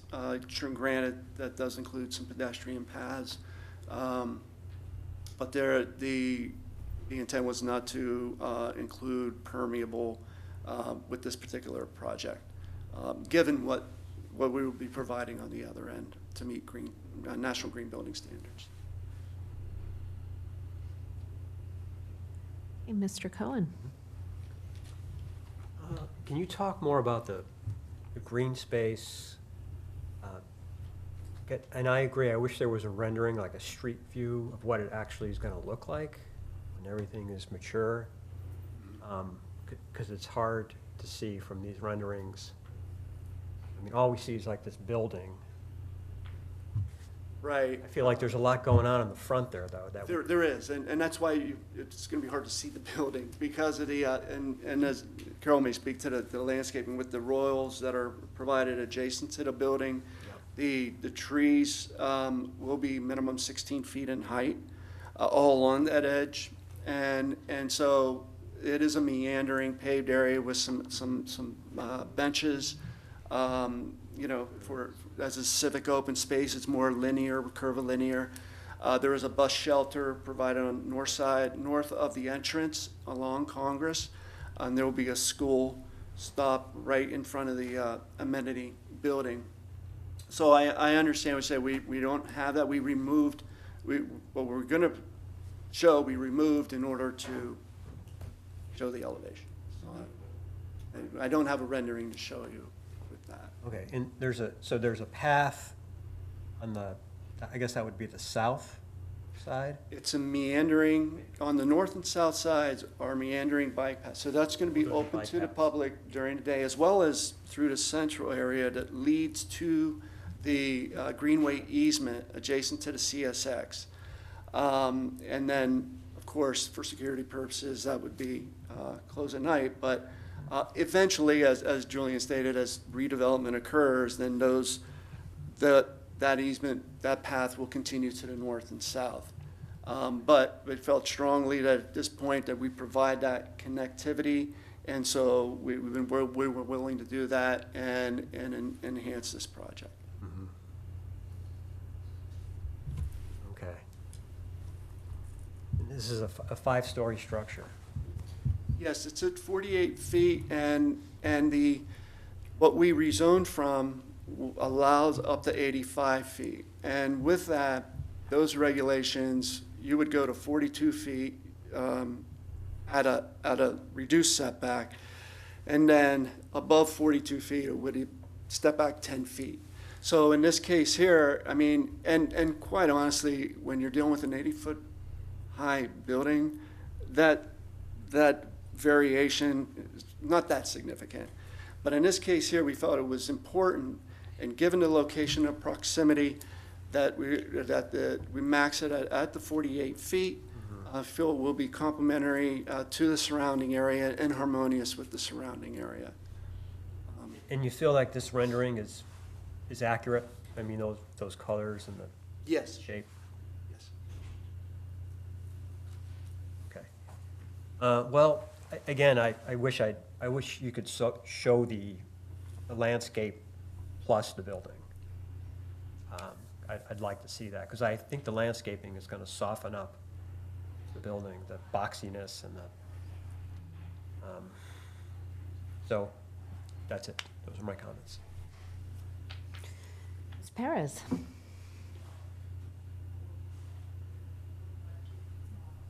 So I agree with Mr. Baffer that the clubhouse looks tacked on. I too can't figure out the style of the clubhouse. It's not cohesive with the apartment buildings that are to the north and south of it. And so getting back to graphics, I didn't see a site plan in the presentation, like a real site plan, labeled site plan. The civil engineering didn't have one, the architect didn't have one, and then the landscape plans were just landscape plans. Like there's no site plan here that tells you what's going on. Even the ones that were shown, I don't know where the tot lot is. Things aren't labeled. I was confused with the parking garage, because what is it, a parking garage? And it's a deck, so it's just open to air. Graphically, plans are not depicting kind of like what's going on. I think a colored rendering of a site plan would help you out. I was also confused on, I suppose it's on the north side, it looks like there's a civic area in the middle. Yeah, so What is that? on the east side, so that was what we were explaining, to create a focal point as you're entering the development. So you would see that focal point, that civic open space. No, the other one, it's like in the middle of the building to the north, in the parking lot. It's like a it's a rectangular I space. think she might be referring to the dog walking area potentially. So You have a dog Do walking we have a there? site plan we could? yeah, so this, I just wanted to clarify that in the civil set sheet C5 is the larger site plan, and then there's a C5.10 and C5.20, which are split in half, and they're fully dimensioned. And Okay, because normally it'd be an SP plan. You'd have a site plan. And it Well, would be, it was just titled differently, but it is the site plan that Julian's referring to. And trust me, we added all the details as requested to move forward. The amenity building, adjacent to that, and we did identify it, the pool area, the tot lot, the doggy, okay, so on this plan. between the amenity building and the building to the south. So So I see the pool. Mhm. Where's your tot lot? it's between the amenity building and the building to the south, the L. Can I? Okay. Oh, I can point from here. Okay, and then what's in the middle of the parking lot on the right-hand side? Here? No, it's like it's like the building makes this L shape, and then there's Landscape. there's one on each side, but one of them's developed and one of them's not, and I don't know what they are. They're not The right, Jeff, I think the This one? clicker has a highlighter. See, Yeah? I know you're tall, but. Yeah, you're getting it. You hold it down. out here. yeah, the one on the right, I believe, has been referred to as a like dog park, essentially. Okay, and then what's the one on the left? It's just left Just- as a landscape Just space? landscape area. Yeah, and then I'm a little concerned about the civic space on the east side. You know, between a parking deck and a parking lot. I'm just wondering how many people would use that, whereas you have maybe other areas that would be more conducive to socialization, being closer to the apartment buildings. Well, Like, that's you know, a where, space. if you see this guy, the civic guy. Can you please state your name and address for the record? Thank you. Yeah, Thomas Curian, Development Manager, TCR, 978 North Avenue, Northeast, Atlanta, Georgia, 30306. So Jeff's explaining a good bit to you guys about kind of our process with the city staff on developing our modes of connection for the public. The area that you're talking about now, I just figured I'd hop in and provide some more insight here, just because we were all in the meeting together to kind of figure out how this could work. And so part of the reason we put that pathway there is to provide that focal point as you're walking, if you're walking along Congress Avenue, the goal here being by bringing in these civic spaces and these larger plazas that we can start to generate some movement. You're heading towards the shopping complex, and hopefully as developments are continuing along, people are utilizing the space, especially with the 12-foot pathway that will be developed in the future plan. Idea being is that let's bring people through the center of the site. Let's not just inhibit them to the north and south pathways, that there is a large open space. And so what we did with the help of staff in reconfiguring our parking deck is to screen, if you were to come through the center of the site, you are screened from the cars because of our, it is close enough for me to point at. This bike storage area, that is screening it off. It's a solid block wall. So you don't have the cars actually facing you on that side. Now, I I understand the point that, you know, if you go to the north side, there's open parking there. To your point, you know, I think it would be beneficial for everyone to show a rendered site plan to kind of illustrate, hey, here's where the trees are, here's where the street lights are, here's where the fencing is, to kind of delineate how we're separating these spaces. The other part of this too about, and I'm jumping back just a touch, but since we're talking about this parking garage, as of right now, as shown in the submitted drawings, you know, it is just a plain metal mesh. The concept being that we can work with the city to understand what the feel needs to be for that public way to provide artwork, mural, or if it's a screen print. The architect was very specific in selecting a panel that can be customized and, you know, to a point where you can upload an image to the manufacturer and they will print it onto the panels and assemble them in an order and fashion to where we can create that public artwork along this corridor. So, you know, I think that is what we've proposed and what we've thought we can provide in our project here, as far as being the first piece on that corridor. You know, how can we amplify it when people are really starting to move there? Well, maybe that's how we can help Delray kind of you know, whether it's word marking, whether it's imagery, whatever they want. You're not seeing cars there, you're seeing a mural at this point.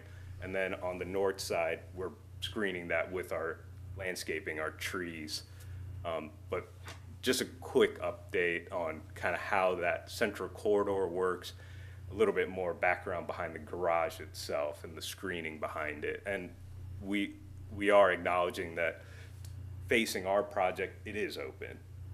It is open. You know, the cars will be there. There will be screening with the landscape lots and the trees, but public-facing portions of it, the north and south sides of it, the complete eastern side, it is covered, so that you're not looking at a cinder block, you know, parking garage or cast-in-place parking garage and cinder block walls underneath it.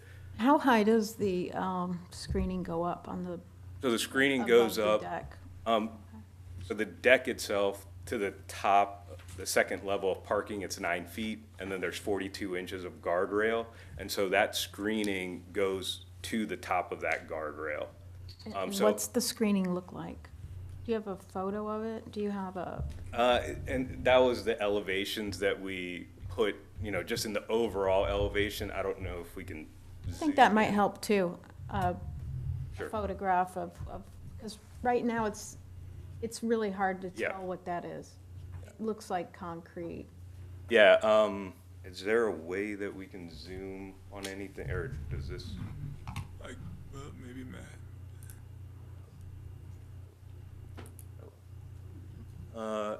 Yeah. So that gray area that you're, and I can only explain it with words because, you know, the image isn't going to give you that clarity that you're asking for right now. But that gray area, that's the perforated metal mesh area there. Behind it, behind those gray areas where you can kind of see hidden behind the panels, that is the deck structure itself. And so that's the goal there, that we're going to use that metal mesh to blanket out the garage itself. So it won't be gray. It would be, whether it's a piece of art, whether it's just colors, something that we work with the city to come up with that's going to speak to what the future of that trail needs to be. Okay, well, it seems like something that we would want to look at, but Sure. Yep. not just, I mean, because we would approve that. That's what we're approving also. Sure. And that's it. Those are my comments. Okay. Okay, thanks. Yep. All right, Ms. Gray wants to circle back. Well, okay, so I think one of the things that you guys have to understand is that not everyone that sits up here is an architect. And by design, there is a collaboration of professions up here. I can see why the commission approved this special district, because we do need affordable and workforce housing in the city. And there is not a lot of lots and available land to build on, right? And so we're going to have to maximize what we have, but I think we need to maximize it to the best of our ability. I like the project, I like conceptually the project. The project, however, needs to be improved from a visual standpoint. And I right now cannot, there's so many moving parts with the project, and descriptively what you give us makes sense, but because we're approving it, I need to see it. I need to see what's happening. Like, I loved your description about what's going to happen with the shielding of the garage, but I can't right now support something that, because perspective is everything, right? So you may describe something and I may have a picture in my head, but it may end up being something different. So that's where the elevations, renderings come into play, because it just makes a project come alive and give us the opportunity to interact with it. I think conceptually I like the project. I don't not like the project. I think it's needed, but what we put there right now, I can't understand the feel of it, right? That's where I am with it, and that's what I couldn't explain before. Ms. Thomas would like to circle back as well. I think I understand that you're saying it's more like for a visual, is that right? It's not for just for a visual, it's how it's going to be interacted with from a resident standpoint or a neighbor standpoint, from a person standpoint.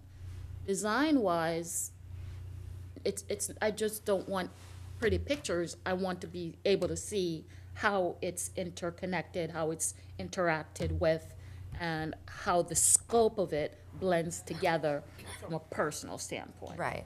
No, and I understand that. It's just I always think too we have to be careful with renderings because they can change the renderings. It's the site plan, right? That the picture can change.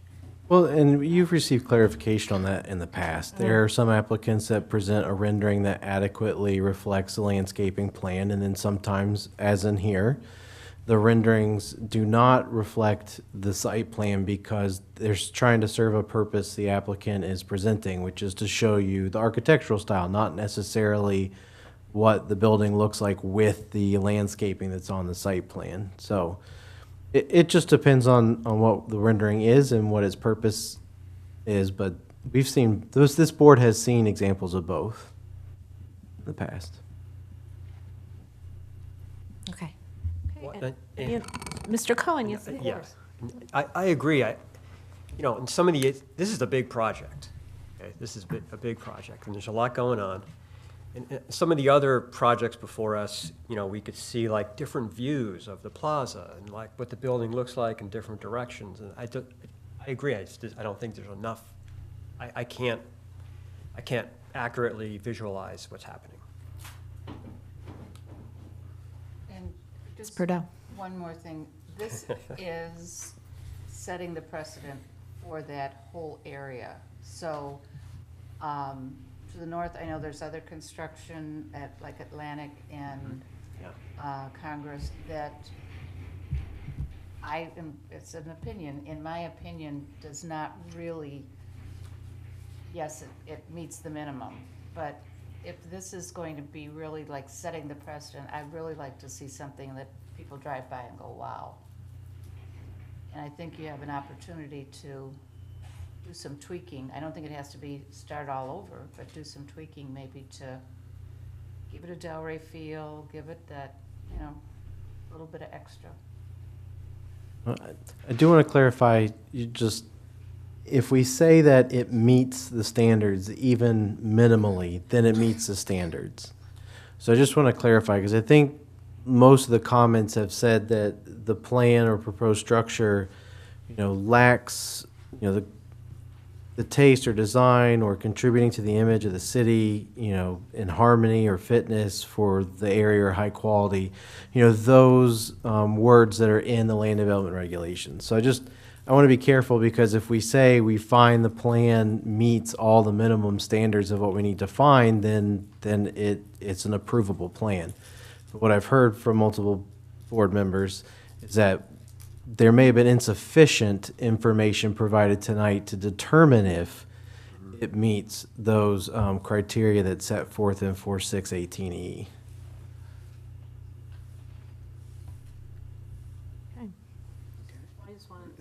Oh, yes, go ahead, Ms. Perez. Coming back. I just wanted to say that the landscape was very well designed, and I think they did a great job. So I did review those landscape plans. It's just the other items that I feel, yeah, may need to come back.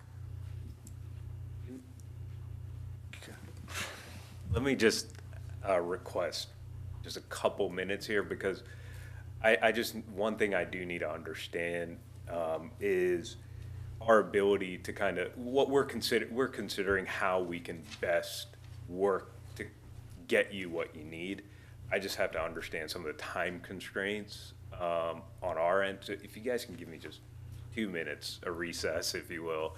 I feel like we've asked this in all of our hearings that we've come to, but if that's acceptable, I just want to circle with our team to understand what we can and can't do. There's two things that I'd just like to point out before you do that. First, there was a recent 4th District Court of Appeals opinion about postponing to a date certain.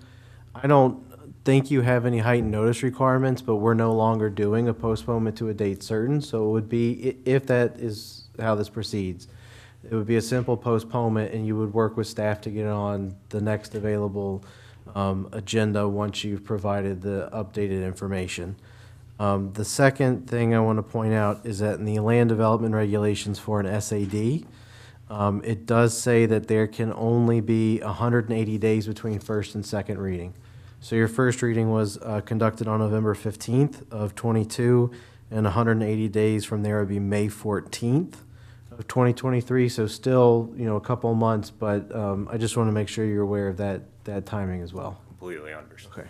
Thank you. And Chair, it's up to you if you want to take an adjournment so everybody can stretch or do something else. We can do an adjournment, or if they think it'll only take a few minutes, the board can stay in session and wait, but it's up to the board. I mean, what do you guys think? Do we need? Just need 2 minutes. A couple minutes, 2 minutes. Okay. So we'll take a. I didn't speak. I don't know if if you'd like my comments. But yeah, I mean, I did speak with Mr. Costello this morning. I had concerns immediately when I was reviewing the project. I concur with my colleagues that it's very difficult to get a feel of what the whole sort of ecosystem would be like, if you like that word. I also agree that the clubhouse is a bit of an anomaly. I'm concerned about the mass of the structures. I just feel that it doesn't have sort of, when Ms. Perdeau, when you speak about sort of Del Rey, what's Del Rey? I think there needs to be some whimsy, something special about it, and I agree that there's going to be so many people driving by, they should see something special. And what I'm seeing right now doesn't have that. And again, I mean, I looked even at the layouts of the different apartments, and they're lovely, really, even for small spaces. And they seem to work very well, and they're within the minimum standards. But I think the exterior needs work. And yeah, and I'm glad you put up, could you just put up those considerations from design? Yeah, because I was going to ask you to do that anyway. So I guess this is where SPRAB really comes in. I mean, do we feel at this point, does it meet these criteria, 1, 2, 3? And I'm really not sure that it does at this point. And again, as Mr. Baffer said, I think there's an opportunity to do something special that's just not there. At the same time, I love the project. Again, I agree with Ms. Gray. We need affordable housing desperately. So I'm for the project, but I think that it can be done in a way that incorporates, you know, who we are as Delray Beach.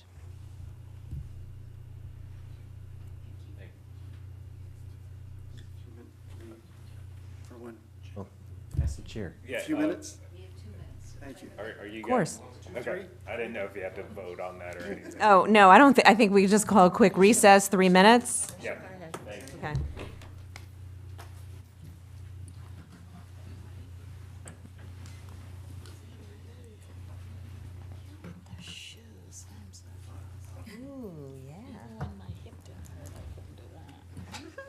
Just a reminder, mics are still hot and it is still streaming. So. No shoe comments. Talk about shoes. Just everyone hears it.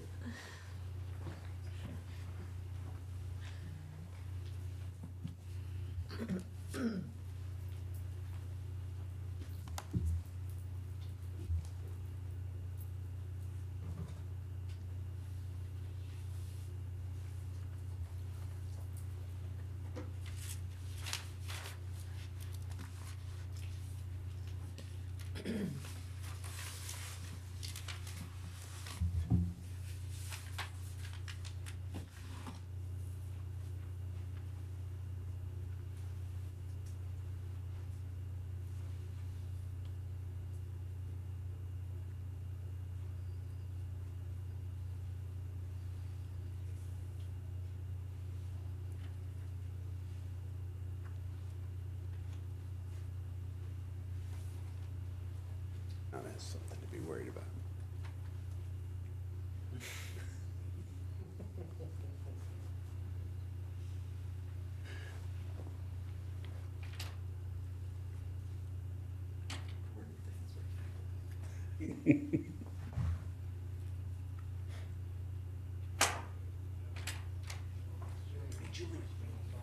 You guys have 2 meetings in March? No. One is the 20 commission or No, SPRAB? this- Find out No, in SPRAB. staff comments. March 26th, 27th. Okay. And by the way, when will you have to get revised plan? She said don't bet on it.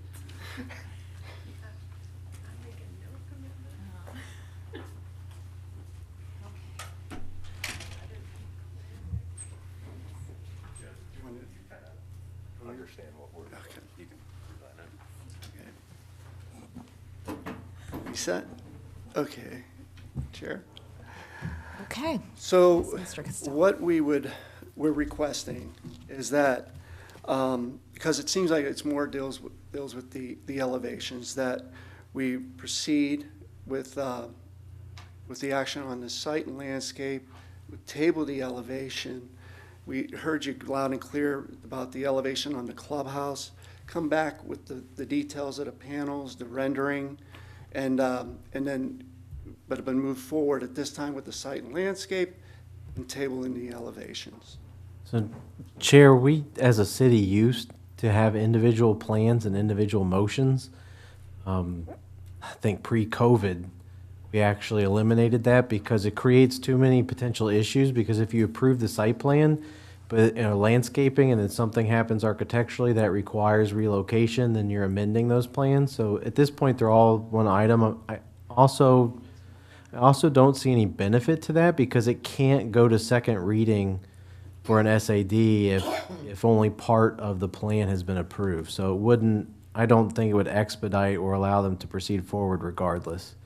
So I would, based upon the way that we currently handle matters and that I don't see any potential benefit to doing it that way, I wouldn't recommend that you individualize plans for approval.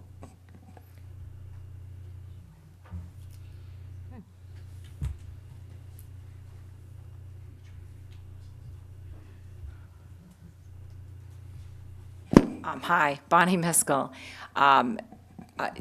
Unfortunately, and it's really no fault of anybody in this room, but getting to you has been a very long journey for us. And we very much appreciate your comments. They're very helpful to us. Some other cities have preliminary and final. I think that probably would have been helpful here because we probably could have come back to you and been much more specific to what your taste is. So our apologies. But because of the holidays and staff has been incredibly short because of sicknesses and departures, things don't move very fast in this city, unfortunately. No disrespect. They do the best they can, but they have been really short-staffed. That being said, we'll do our best to come back to you. We obviously want to give you enough information for you to feel good about this. I think if we could, though, just kind of summarize what we think we need to do to come back to you, that would at least help us help you and potentially shorten the next meeting.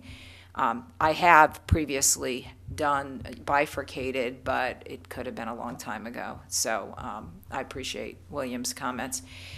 So what we're hearing is that there seems to be some level of discontent with the architecture on our leasing building, the center building. And so if we could get maybe some consensus here, is there any problem with that, William, as it relates, if we can get some feedback on specific elements, then we can zero in on the stuff we really need to zero in on. We recognize until they vote, it's not. Right. I mean, my only problem is that I personally haven't kept track of what there's a consensus or not a consensus for. I mean, the videos will be available online if the board. I think that what we're seeing is that I think in good design, there's some sort of replication. And we're seeing that building as an anomaly. Understood. That's what we thought we heard. Because really, I mean, Mr. Bennett has always cautioned us to design from the dais. We're not allowed to do that. But I think that might help. Got it. Okay. Are we saying that's the only issue? No. I have, unfortunately, I haven't finished yet. And we also heard that if we could give you more perspectives, more visuals on the various components within the overall site, what those side pathways look like from a street level perspective, we also need to provide you with what we want that screen to look like. If it's going to be artistic, we need to present you with that artistry. That's fine. Understood. We're very clear on that. Correct. Yes. And then I think I also heard Ms. Gray say that you'd like to, from the pedestrian's perspective on the street front, you'd like to know what they're looking at, And if I can just give you a little bit more history that wasn't shared, when we started this project, we actually, we researched the corridor, some of the buildings that have been recently approved, and where we fit in. And we are, unfortunately, the corridor has some wide areas and it has some very narrow areas. We're in the narrow area, so where some of the other projects, whether it was Altus or Mike Hoffman's site that was developed more recently, they had more depth. Our site is not deep, but it is wider. And generally speaking, I think we all can agree that good planning principle, particularly as it relates to Congress, is that parking be behind, and you don't want to see the parking. So we have this wide site, and we were trying to minimize the mass of the buildings, but we had to have buildings along the entire frontage. So what we did, and we were encouraged to do this, not by staff, but really by the feedback that we got from the community and some of the leadership, is, we know under MROC you can do 85, but we really don't want to see 85-foot buildings, particularly when you have a wide site and you have to have all building in the frontage. So that's when we came down in height. So I'm just trying to share with you all the things that we tried to do to make the site look better, but we will come back to you with the things that we believe we hear, and we'll listen to the video as well again, and hopefully I think we have a good understanding. Thomas, do you think you do? Yeah. Okay. So again, thank you. We're going to then ask to postpone because obviously we hear what your views are, and we want to make you happy. Right, so Mr. Bennett, what happens next? At this point, because we can't do a date certain, it would just, somebody simply needs to make a motion to postpone. The applicant's already stated on the record that they're requesting that. I know the next meeting is March 22nd. Obviously, that agenda's probably already being compiled, if not nearing completion, and just remind the applicant that the quicker the changes and information and updated renderings are provided, the sooner staff can review and try to accommodate timing. So I know they don't make the March agenda, it's going to be tight because it'll be April and then the second reading's in May. So just on the record, want to really highlight that the sooner it can get to city staff, the better, given the timeline. So, but just a simple motion to postpone the item with a second and then roll call. All right, so who would like to make the motion to postpone? I'll move to postpone. Rochelle, if you can call roll, please. Okay, Linda Purdue, Yes. Allison Thomas, Yes. Carol Perez, Yes. Stephen Cohen, Yes. Benjamin Baffer, Yes. Annette Gray, Yes. Dana Adler. Yes. Thank you, appreciate it. Okay, thank you so much for all your work. We really appreciate it. All right, now we have staff comments, please. Ms. Alvarez? Just a few things. But I need my slide for my guidance.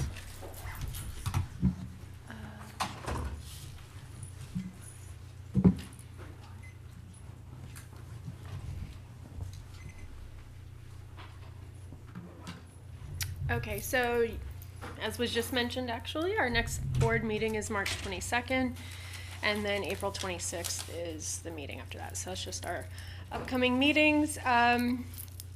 Yesterday at the City Commission workshop, there was a discussion on the CBD architectural styles. We briefly talked about that at the last meeting. Commission expressed concerns with masonry modern and art deco styles. And remember, this was focused on the styles that are allowed in the Central Business District. So the direction was we would amend the process and require commission approval of those two styles, masonry modern and art deco. So they'll probably follow the route of the alternative architectural style that we already have in the code, where you can actually request any style that you would like, just commission needs to approve it. So the city commission is now going to be required to approve anything that comes before them that has those two styles? In the CBD, yes, that would be part of the review process. I think, that way they're looking at it also. I think it would probably go through via recommendation of SPRAB to City Commission. And I'm saying probably because we haven't crafted this language. This just was discussed last night, and I think that that's the current process for the alternative style. So it would probably follow that same process, and then It'll come to SPRAB first? for a recommendation, like we do with CBD waivers, yes, it would come to you for recommendation to commission, and then the whole project would come before you with the style set, if it were approved or Why would not. that Yeah, that happen? I don't- Because yeah. that's, like, I don't understand. Why did they do that? Yeah, I don't understand it either. Because there have been concerns with those two styles, whether they've been approved, the detailing of them, and so I think it's just a way to kind of. How will adding an extra level of approval help change the style of the architecture that's coming before this board? Honestly, it might discourage somebody from going to that style if they have to go through that extra step. Hopefully they elevate. Change the requirements. Yeah, it doesn't make sense. You're right, it doesn't change the requirements, but hopefully it elevates their desire to have the better detailing of those styles that are more And what about like indicative. multifamily outside of the Central Business District? That- Projects that are, Right, you know. so that was discussed, but there are no architectural design guidelines. You've got 4618E in your criteria that you just applied on the project tonight. And so that would stay, and if it's something that got approved or denied, and this is with any project, the city commission is able to appeal, or the applicant as well. The city commission should sit as planning and zoning SPRAB. CRA, City Commission. Do we have any other boards that I Well, missed? oddly enough, City Commission appoints the SPRAB board, and they haven't appointed any architects to the board. Well, Mr. Baffer. No? No. I went to an architecture school, but I got a construction management degree. Okay. Well, we still look for you for guidance. But And- Licensed contractor, And not I licensed don't think any architect. city commissioner's a architect either, so I just find that odd. Yeah, it's odd. Yeah, I mean, putting one step in. Yes. I mean, if I'm gonna do it, so it takes me, one more meeting, what's the big deal? I'm still gonna build it, because it's the cheapest one. to if you build. get approved, yes. Yeah, it just, it But like I doesn't said, really hopefully, address the I problem. think it allows, it may not, but hopefully it encourages better design in those styles. I would just remind the board to keep, this discussion is in its infancy. Okay. This Extremely. literally happened less than 24 hours ago, or maybe a little more than 24 because it's 7:30. It's a workshop, so maybe we'll say 36. So this is new, a new discussion. The city commission has expressed a desire to proceed in a certain manner, and now staff has to try to figure out what that process should look like, and there'll be further discussion. So just keep in mind, it's in its infancy, and this is just the first step, and we'll have to see how that develops as we go forward. So in that vein, let me say this. We have had some challenges as a city, in terms of getting projects in. Example, the last applicant, just expressing some concerns about how long it's taking us to get through the projects, and they were very, I think, gentle in terms of their feedback. And they weren't blaming anyone, and, some of the things.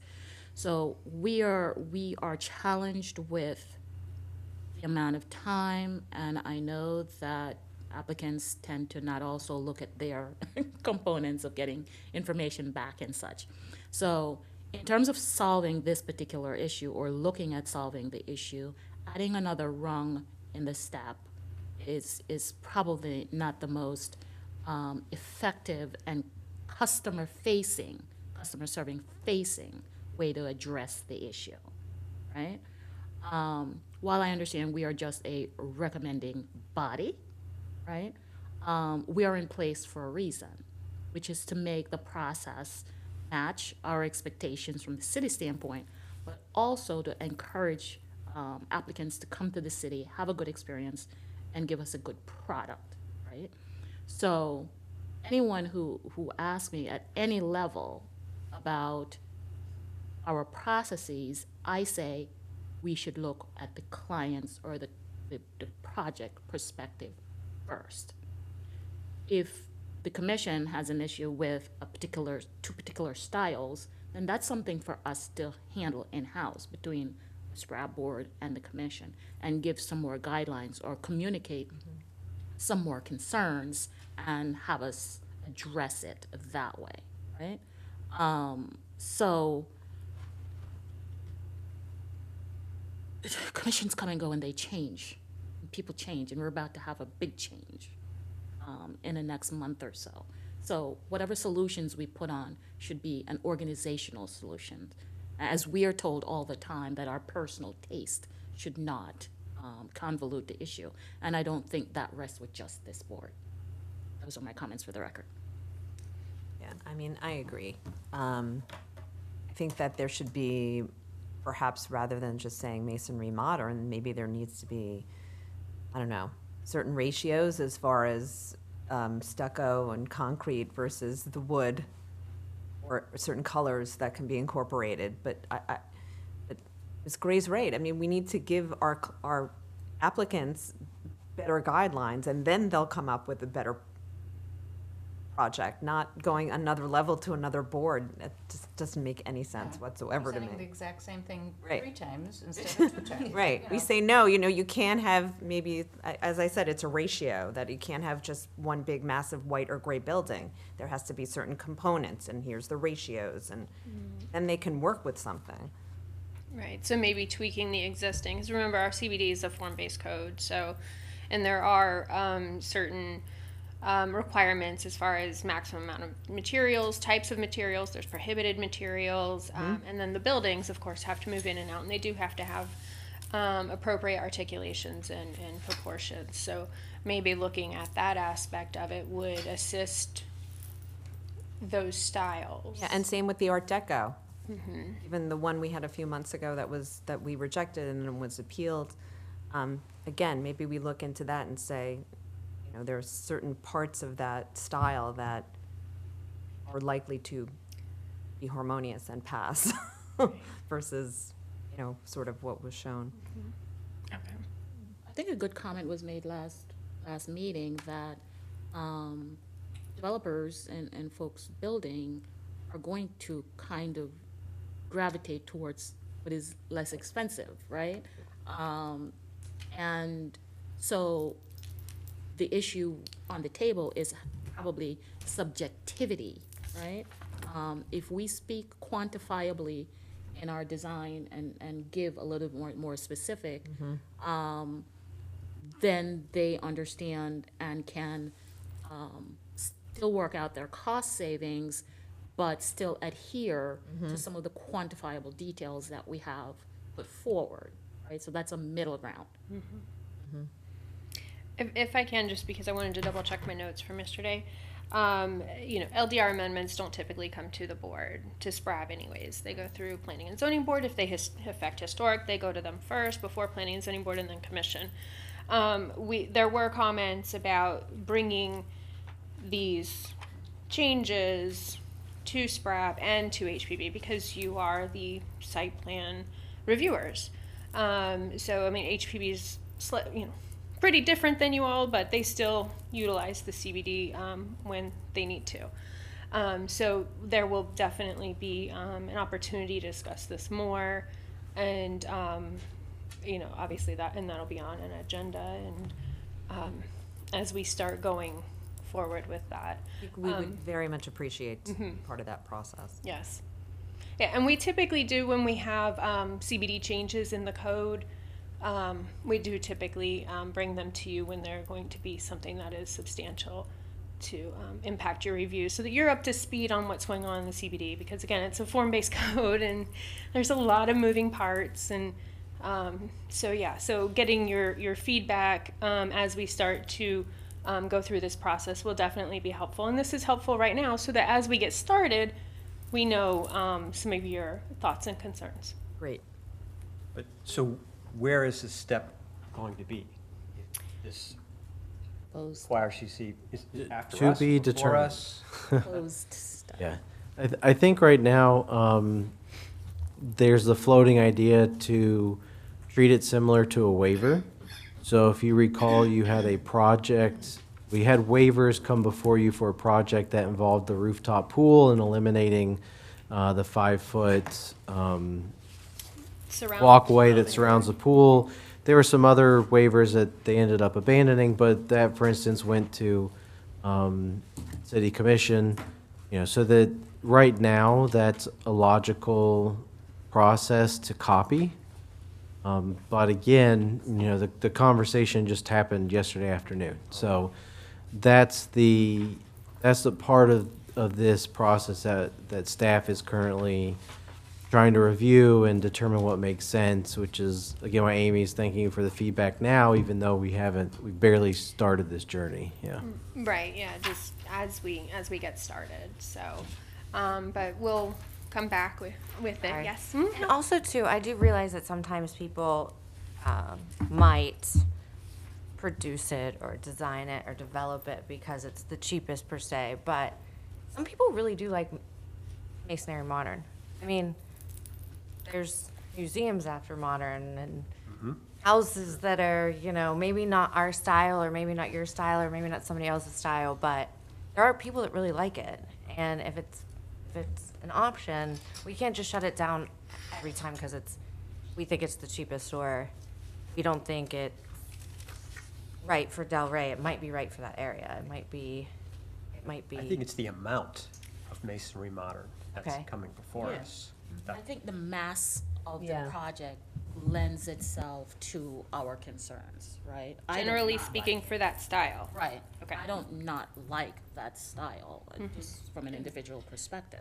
The project But the on West scale and the mass of the product dictates how that style shows up. And tonight was a good example of that, and so was the last meeting. There's some nuances where that style is amazing. Right.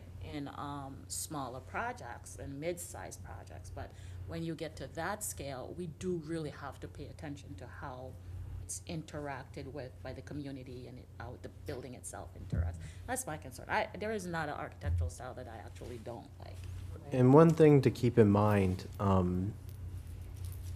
if masonry, modern, and art deco styles can create more disagreement on approval or not, then this is going to cut back potentially on staff time. So if, for instance, that Art Deco project that was approved by this board that was appealed and denied by City Commission, if there was a process in place just to review the proposed architectural elevations or style, then staff wouldn't have had the TAC meeting and all the comments by Public Works and Planning and Zoning and Fire and Police, and that might have been something that saved some staff resources if we knew from the beginning that ultimately the design project as proposed wasn't going to be something that would be acceptable. So, or meet the criteria of the land development regulations. So that's another way to also think about it. If this two types of styles can create the possibility, or more likely to create a possibility of there being a concern, then we alleviate that before we've had staffs of multiple departments spend their time reviewing the entire project as a whole. And the poor applicant, I mean. Yeah, I I mean, Yeah. and definitely staff, but, I mean, you know how much work's involved. I don't think we should be taking options off the table. I mean. Right. I hear folks talk all the time about it's not Del Rey. That's not where I'm coming from. I don't want every single thing in Del Rey to look the same. There needs to be, I like your word, whimsy. There needs to, it doesn't need to look like a cookie cutter city. Right. Right? So taking options off the table, I don't think is the idea either. I mean, sometimes when I drive down Swinton and I see some of those older, New Mexico style, amazing, buildings that are still there was a transition from that to Floridian and whatever we're transitioning to. There's now, always. right? But that's what makes the city interesting. Right. If I can, I think Linda was going to say something that I was actually going to say also, but I would like you to say it first. Oh, no, I just was gonna say, because I don't think it's that it's masonry modern that, like, we are objecting to. Because like on West Atlantic, that building, there's interest, there's some, when you look at it, it's not just a giant block of concrete, and it is masonry modern. And I think the other thing too is that if every building, no matter what the architectural style is the same, or on all four corners, or they all look the same, I don't think that adds anything to the city. But you can't dictate what people want to build, like you said, so. Right, and then it's also, with that good example, which is what I thought you were going to bring up, there's the execution too, right? You can have the style, but everybody's going to execute something There's such a range differently. in masonry modern. Right, I mean, even, if you take Mediterranean Revival, you've got these beautiful buildings that have this amazing detailing, and then You've got some that aren't so much, and you're like, so it's in the execution also. So maybe, like you mentioned, maybe we need to tweak some of the requirements in the LDR, and after we have our discussion with HPB and with SPRAB, maybe that'll be part of what comes out of it as well. Yeah, I think we're pretty uniform in commenting that an extra layer of approval is probably not the best course of action. Understand. So I think, Annette, you're perfectly on point with, it's, the building has to relate to the human scale. You know, you think about these 80-story buildings in downtown Miami that look great from a drone, look great from the highway, and look great as a skyline. But when you're on the sidewalk right in front of it, it's just this sheer glass wall in front of you. It's horrible. Right? So that, you know, I think that was what I was hearing when you were talking about, you know, the perspective. It was, what's this look like from the human scale of a pedestrian on Congress Avenue or whatever street? Or even within the project itself. Right. How do you interact at a human scale? Right. Not on a skyline scale, or not on, you know, coming down I-95, what it looks like. And that has nothing to do with the style of the building. It just has everything to do with the, I think the word was execution. yeah, the execution. Right, and then, you know, we talk about it in the office, you know, you can be an architect, but are you a good architect? Like, we see such a variety of submittals even. Just talking about process actually and length of time, a lot of submittals we get, and we've talked about this before, are really lacking, and so that adds on to your time. If, you know, we have yet to see, I think, a flawless submittal, which would be amazing. But you know, it's it would be a dream. But yeah, it's just, you know, if you see a great building, you know, go find out who that architect is, and hopefully, if they're still alive, they can design something for you too that has that great execution. So it really varies. So, but obviously, we'll be continuing this conversation in meetings to come, and we'll yeah, but it's good. I'm glad, you know, we have such interest and excitement on it. So that was the workshop last night, and it's on YouTube, of course, so if any of you missed it or haven't watched it yet, or would like to rewatch it, of course, it's available on the website, and we can send out the link also if you'd like.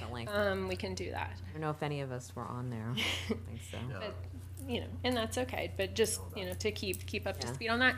So then on Monday at the Planning and Zoning Board meeting, something you can attend in person or watch the live stream or later on, there's going to be a presentation on the Congress Avenue planning study that the city has been working with a consultant on, and that's the entire Congress Avenue corridor from one canal to another, essentially. What time is that? So the Planning and Zoning Board starts at 5:01, and they are currently the first item on the agenda. So we have I believe the consultant is coming in and doing the presentation, and it's been really interesting, their findings, and so it'll be interesting to see this as it moves forward. So I just wanted to make sure you were aware of that, and then I think that's all I had. Just remember to check your emails, and then I think that was it from me. And I what have. was the handout? That's next. That's William. And Ms. Alvarez asked me to just make sure that everybody had the most up-to-date information. This ordinance was actually passed in September of last year, and it made some minor modifications to board member attendance. Yeah, so just want to make sure that you're aware. Underneath the old regulations, or the old code, the abandonment of office was 3 consecutive meetings missed, or 5 meetings missed in a consecutive 12-month period. So some boards only meet quarterly, so it would be impossible to miss 5 meetings within a 12-month period. So we made just a slight modification, so the 3 consecutive absences still applies, but the new standard, instead of 5 within a 12-month period, is 30%. So if you meet, we are now traditionally meeting once a month, so that's 3.6 meetings is 30%, so you would need to miss 4. You already have 13 meetings because we met twice in February, so that's still 3.9, you're at 4. If we do another 2 meetings in a month, you'll actually get up to 4.2, so you'll get an extra absence at your 30% mark. But I spoke to Amy, I want to make sure this wasn't you know, in case somebody was getting close, and she said no, so the. Not trying to subtly hint. We just want to make sure that you are informed in case you do have to miss some meetings, you know. And we did hole punch it, so you can have it for your binder that we passed out in the fall. If you would like to keep it for your records, and yeah. And then just, does the board have any other comments or Any anything? comments? This was very comprehensive. Thank you so much. So, Thank you all. adjourn the meeting. Yeah. We're adjourned. Adjourn. Here's to go.